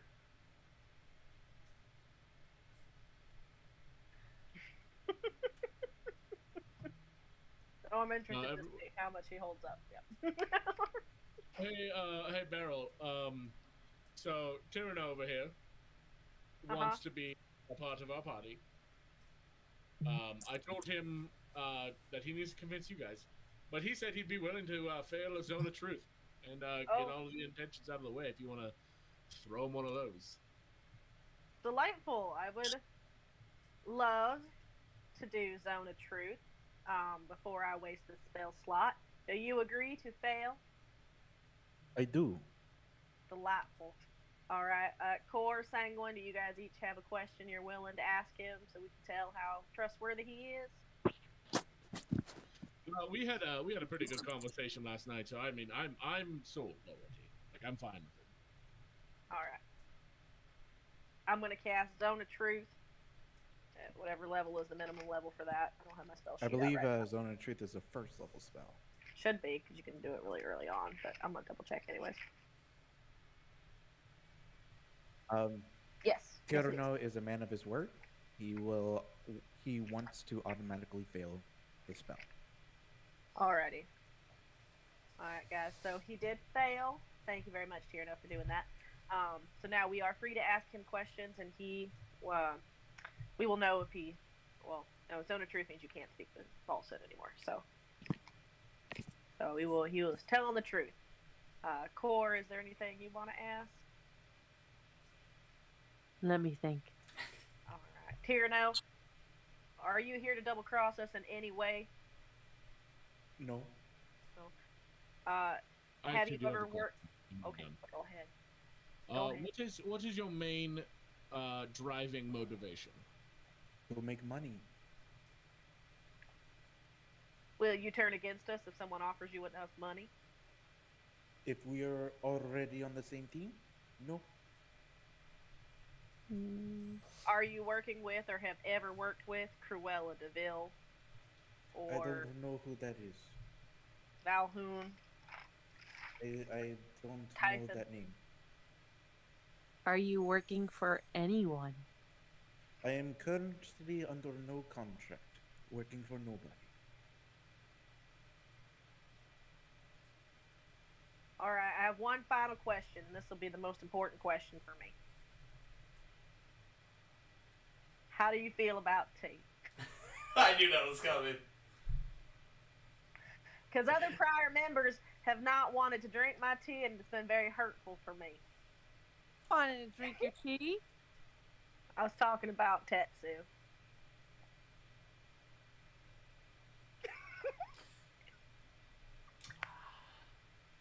I give no reply.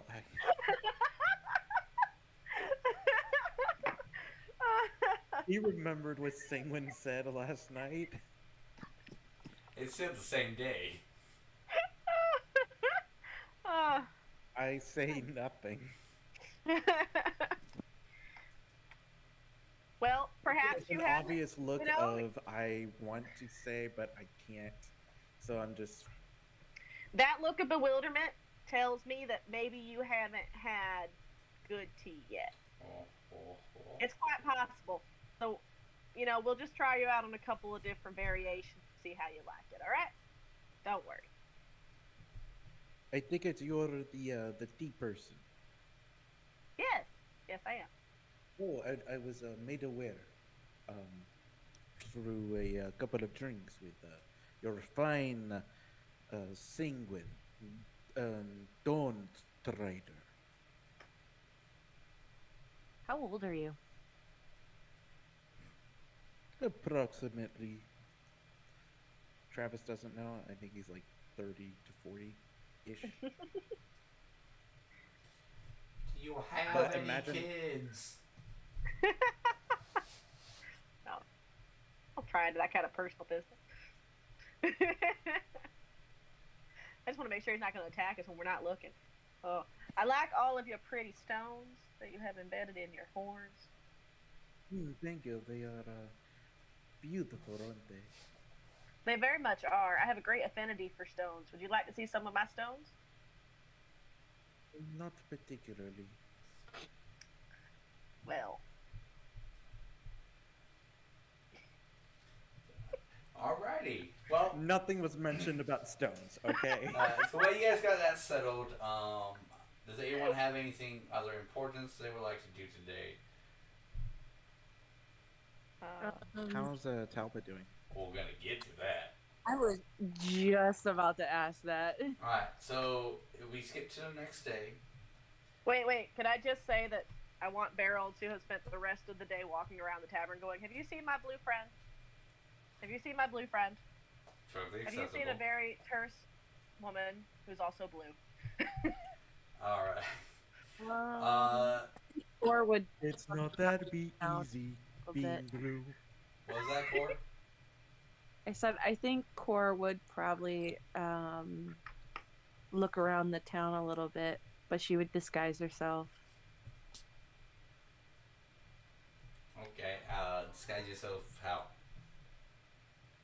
A human version of herself, a little bit shorter, just Because you can definitely cut your height off. yeah. 'Cause that's something you I can mean, do in D&D. it's just an illusion. So if someone touched her, they'd be like, All right, so you go wandering around the town with a small encampment. It's pretty much what you already saw. Oh wait, no, this is day 2, isn't it? Oh, this is day 1. No, day this- 2. Day 2. Oh, that's right. Oh yeah. So yeah, we'll go with that. Talbot. Dear Talbot.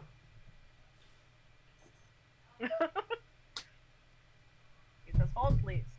She frantically checks So day 2, I need you to roll me 12 percentiles? Is that what I had it? No.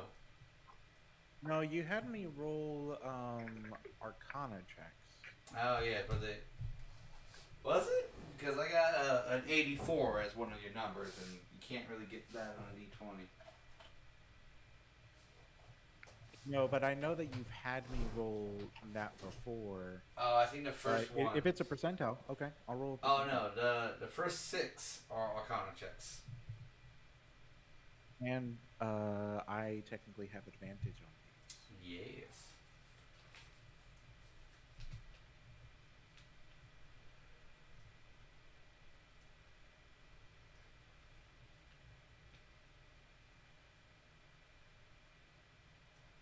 $25, All right.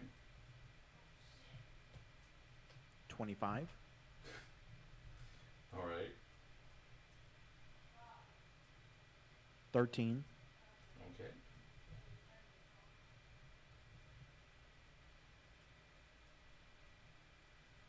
15, Okay. 18, All right. 19, All right. And give me 6 percentiles.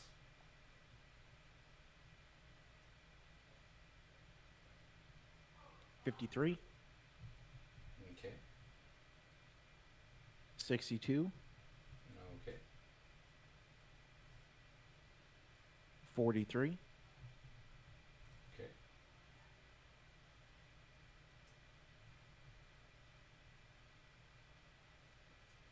85, Okay. 14, Okay. 22. All right. Kind of meh. Yes. Might give me a second.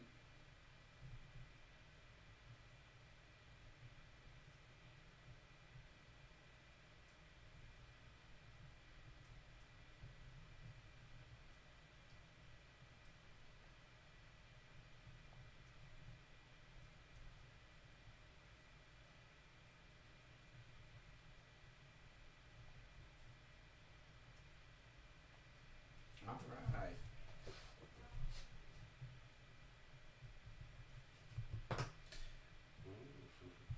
Okay. So core. Is So as you go and kind of explore the little campsites and the little places they have, I'm just gonna give it to you because your perception is 18. As you're walking through, kind of looking around, maybe sightseeing a little bit, out of the corner of your eye, you see a figure about your height with pink long hair, about the same skin tone as you, very familiar clothing. Wait, say that one more time. This shit very familiar. I heard. I know. Very. Damn you, Discord. Very familiar clothing.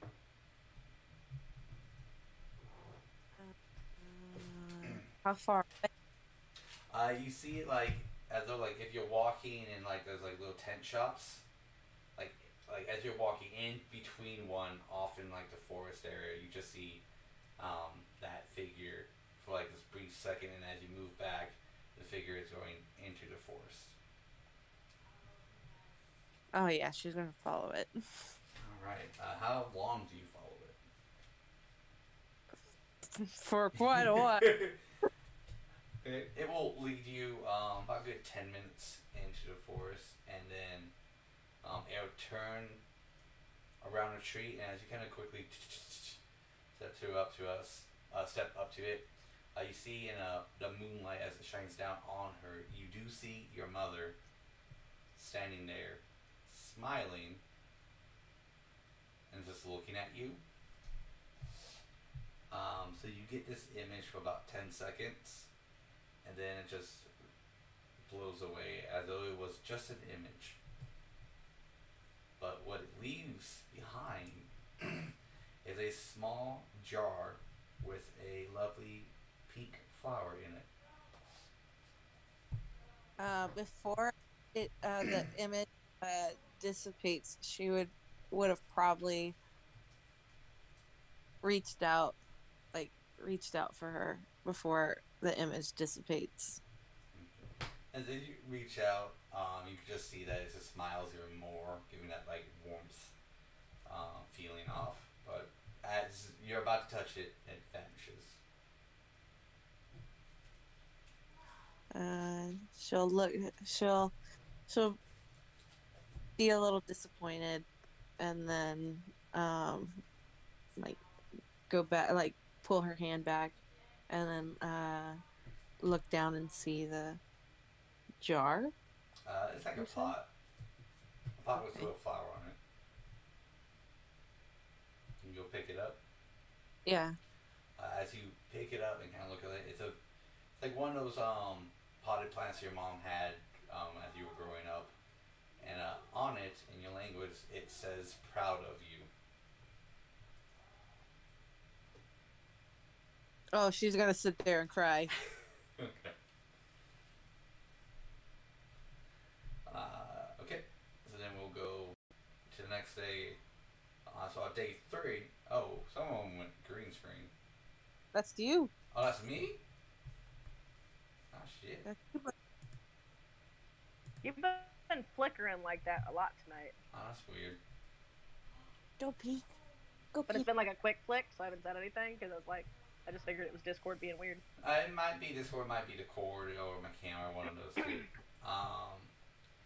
So Talbot, you're on your 3rd day. Now, so close. This is the day that's gonna count. So now, if you get high enough numbers, you will complete it in 2.5 days. Still beating metal, but it'll be 2.5 days. If you get average numbers, it'll just get you on the next day. And if you get dramatically bad numbers, it will most likely kill you. Granted, again, you still don't know those numbers. But let's go for it. Let's do it again. Do you want to do percentiles first or Arcana? Arcana. Alright, let's do it.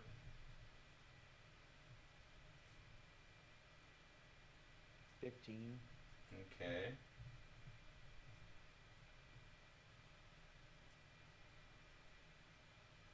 24.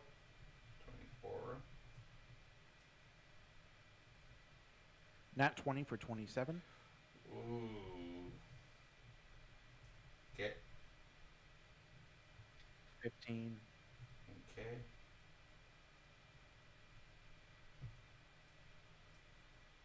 17. Okay.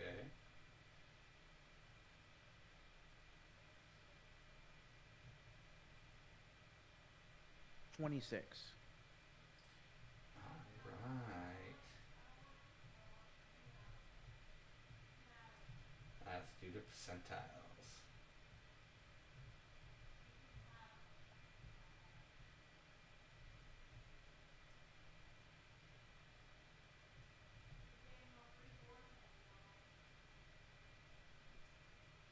$68. Okay. 6. Okay.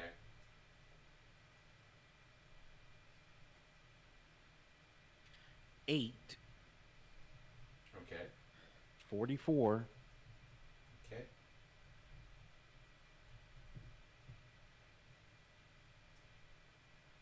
1.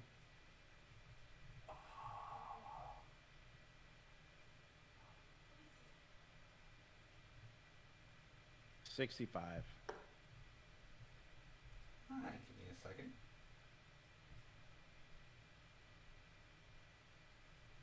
It's unfortunate. The ones that rolled the zeros were the actual percentile.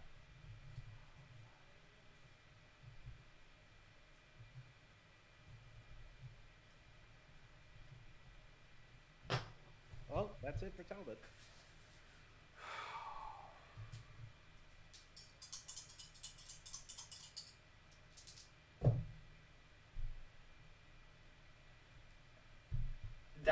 Why?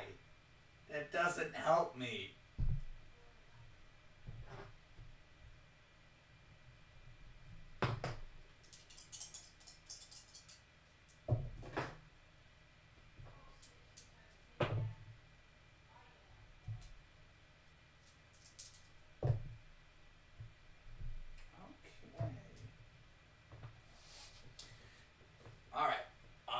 So for the group, I'm going to assume you just kind of wake up and kind of repeat the same day a little bit. Okay, we got about 10 more minutes. Oh yeah, we do. I would break up and repeat it today, walking around trying to find Talbot.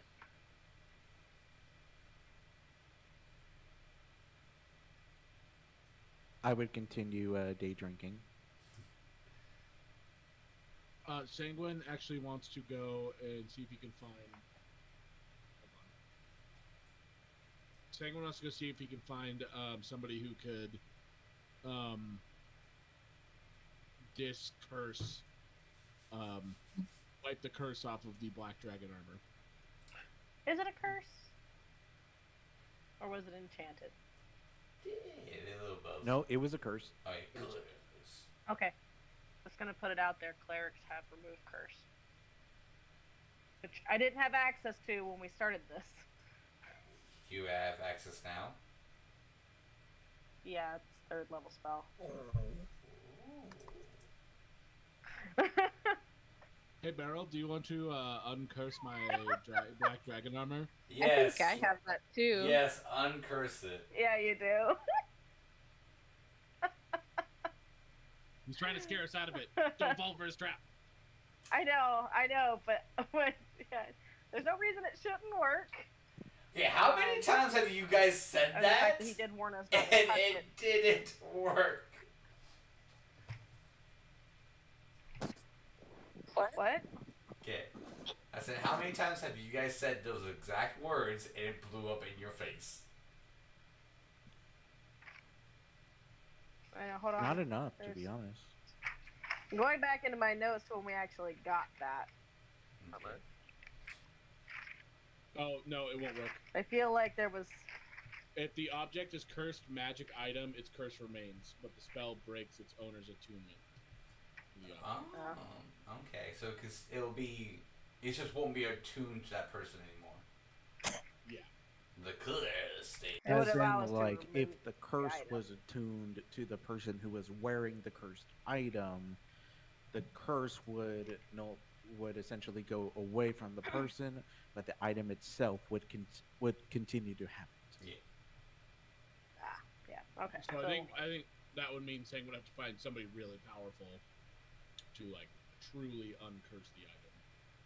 I think what was talked about is that you needed someone with dispel magic to try and dispel that particular curse. Yeah, it was a lot of things, I think, was a requirement.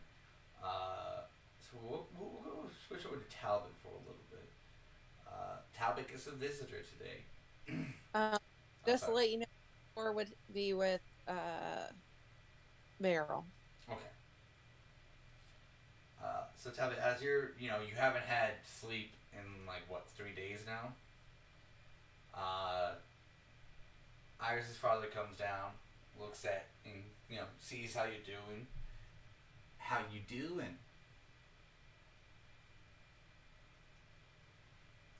I'm exhausted, but I'm still going. Still going strong. Nearly done. You sure about that? No. But I'm gonna keep going. That's what we like. That's what I like about you Vidalkins. You're completely stubborn until you get the job done. Yep. That's us. You think you got one final push left? You said you wanted to beat Metal. Am I coming across this time? You're almost reaching you're at 2.5 days right now. And I better pick up the pace, and then I will try and push. Alright.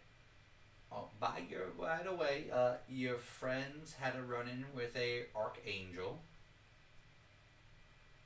and a high-level blue dragon.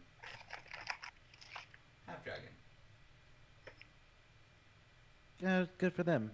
Maybe they made friends. My focus is on this. Iris is back in a cage.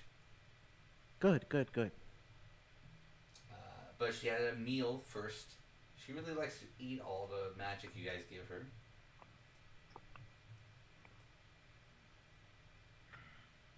Idiots.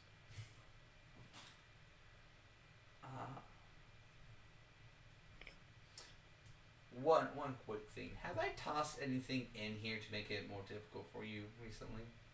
Oh, in the beginning of this, I forgot.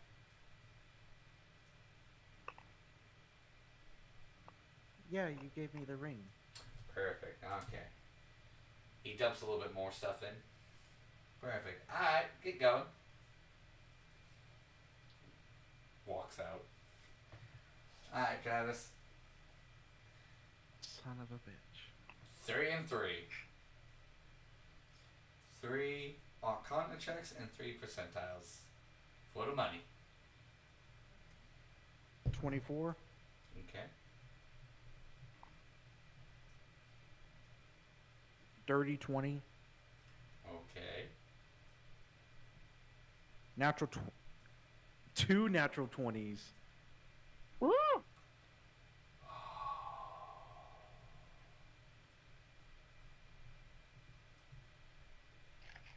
Alright, give me that percentile. I love the magical glow effect that just made. You're right. It really, because the way the screen, I don't know if it picked up on your screen, but my screen didn't like it. So just like this big glare thing right in the middle of Travis's hands. It looked like he was doing like a little like magic ball. Same. So that is 2 natural 20s, which would be an explosive critical on a advantage roll. Talbot came, but now let's see if her luck can continue. Hold on a second. As she takes a picture and then gonna frame it on her wall.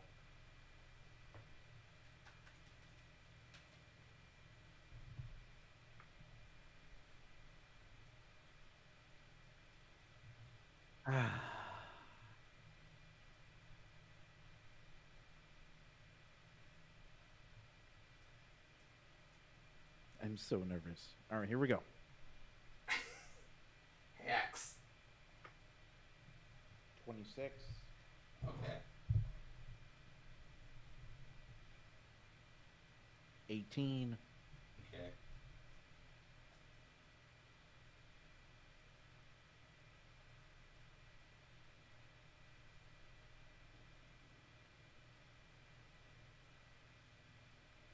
$58. All right. All right. So, with this, so so 2.5 day mark, slightly short of, but you did it in 3 days, which is absolutely impressive because you beat it by 4 days. So we'll go ahead and just skip to the end of this day. So, Talbot, you just, as that one final rip of arcane magic you just pulled out from like the reserves, just managed to like mold it exactly the way you want and just have a nice little boom that just shakes the foundation and even the tavern, so everyone does feel this. And you just get this massive glow of arcane power rushing through you, and 2 rings, or a ring, or let's go a pair of rings, do fall to the ground, and your wand is now transformed into the way we talked about. You have successfully done it, and now you can create a new type of magic. And those double 20s is what you needed on that die. So congratulations on that, from getting that. Which I believe is the same time as metal. Yep, it's 3 days. So you and Meadow do tie for the same days, which is great. So as you guys feel that rumbling and kind of like look at the bartender, what's going on, he goes, get. He opens up the little cellar, and out comes Talbot, completely exhausted, sweating, disgusting, but you can feel that she has grown vastly much stronger. And I would like to think with blood coming out of her nose over the Oh, top. jeez. Absolutely. I immediately rush over to her, and I'm going to give her just like a healing word, just because I see she's bleeding and she's exhausted. I'm going to healing word her, and I'm going to glare at the bartender who told me he didn't know where she was at. The bartender goes, no, hold on, don't heal her. She's very unstable still. Her body needs not to be interfered with other magic. Her body needs to heal on her own. Said you didn't know where she was. I don't think I've actually said I don't know where she was. I think I avoided the question. I said, have you seen my friend Talbot? You said, I don't remember. I'm old at my age.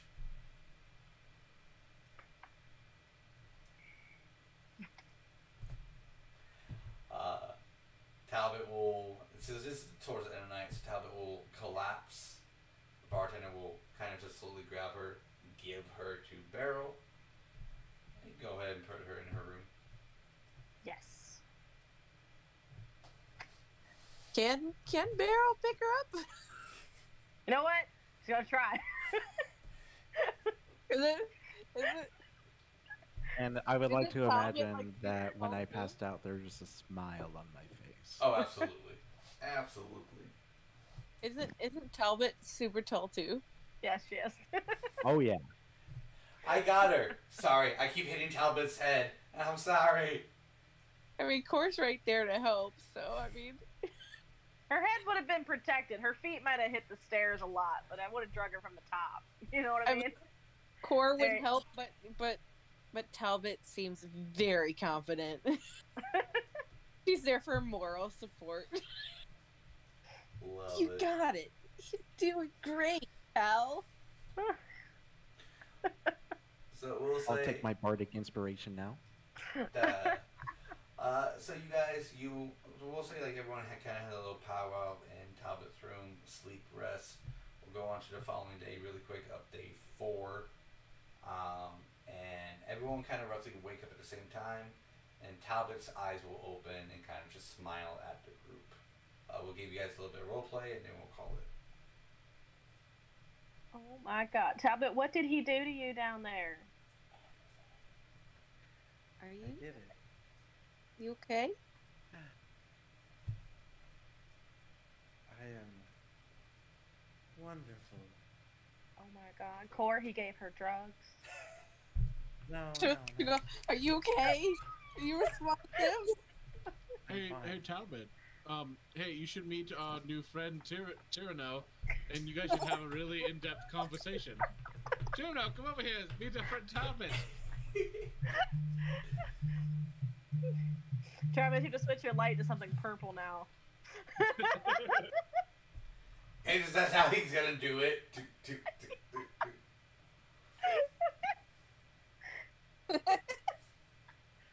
Yes, of course. I shall meet your friend who has appeared from nowhere. Good evening, blue person. Um, you're not a tiefling, but you. What are you? What are you? I am a Tirno. Who are you? Yes. Talbot. And I've done it. I've finally done it. She just had sex. I know, that's what I'm thinking too. No, I've done Just something had better. sex. Did you learn what a joke was? Can you deliver a joke now?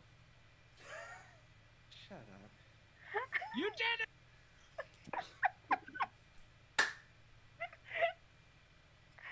Oh. I Oh. have the thing to save Iris. And I hold up. The thing that I had created was a pendant. A periapt. Designed with intermingling symbols of flutes and lutes, drums, and guitars, and musical notes laminated throughout the periapt with Iris's music of choice being the one that is in the center of the periapt. A flute whistle. That's what it was. Yeah.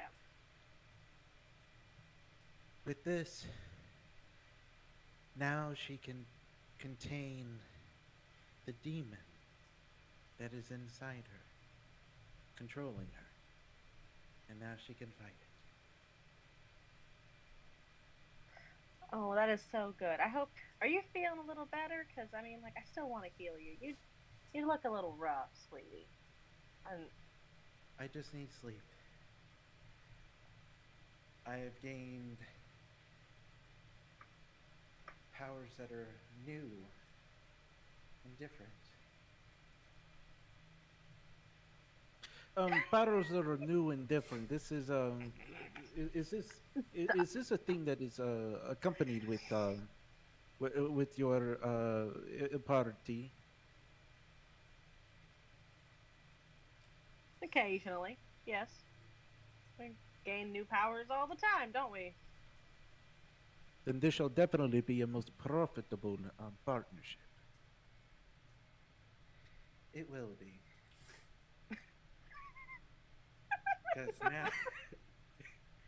Because now I Say- have done something that only one Verokin in history has ever done. And I will, using what little juice I have left, have my left arm glow flowing with this new and different arcane energy that has just been created. And then she'll go, this is power beyond anyone's understanding. Guys, I think she hit her head. She used power and she's dirty and she didn't press digitation. And that's where we're ended to tonight. Thank you all for joining us on this wacky and crazy adventure. We have a new start time, 7:45. 7:45, 8:15. So we switched it back so we can make sure everyone is here on time. Next week should be exciting. Hopefully next week we'll either wrap up this adventure here, or might add some new spark to it. Talbot's creating her own magic in the meantime. Core has a potted plant to look after. Beryl needs to look out for rocks. And Senguine always needs to keep an eye out on the weather. As always, I'm your friendly neighborhood, Dungeon Master Peter.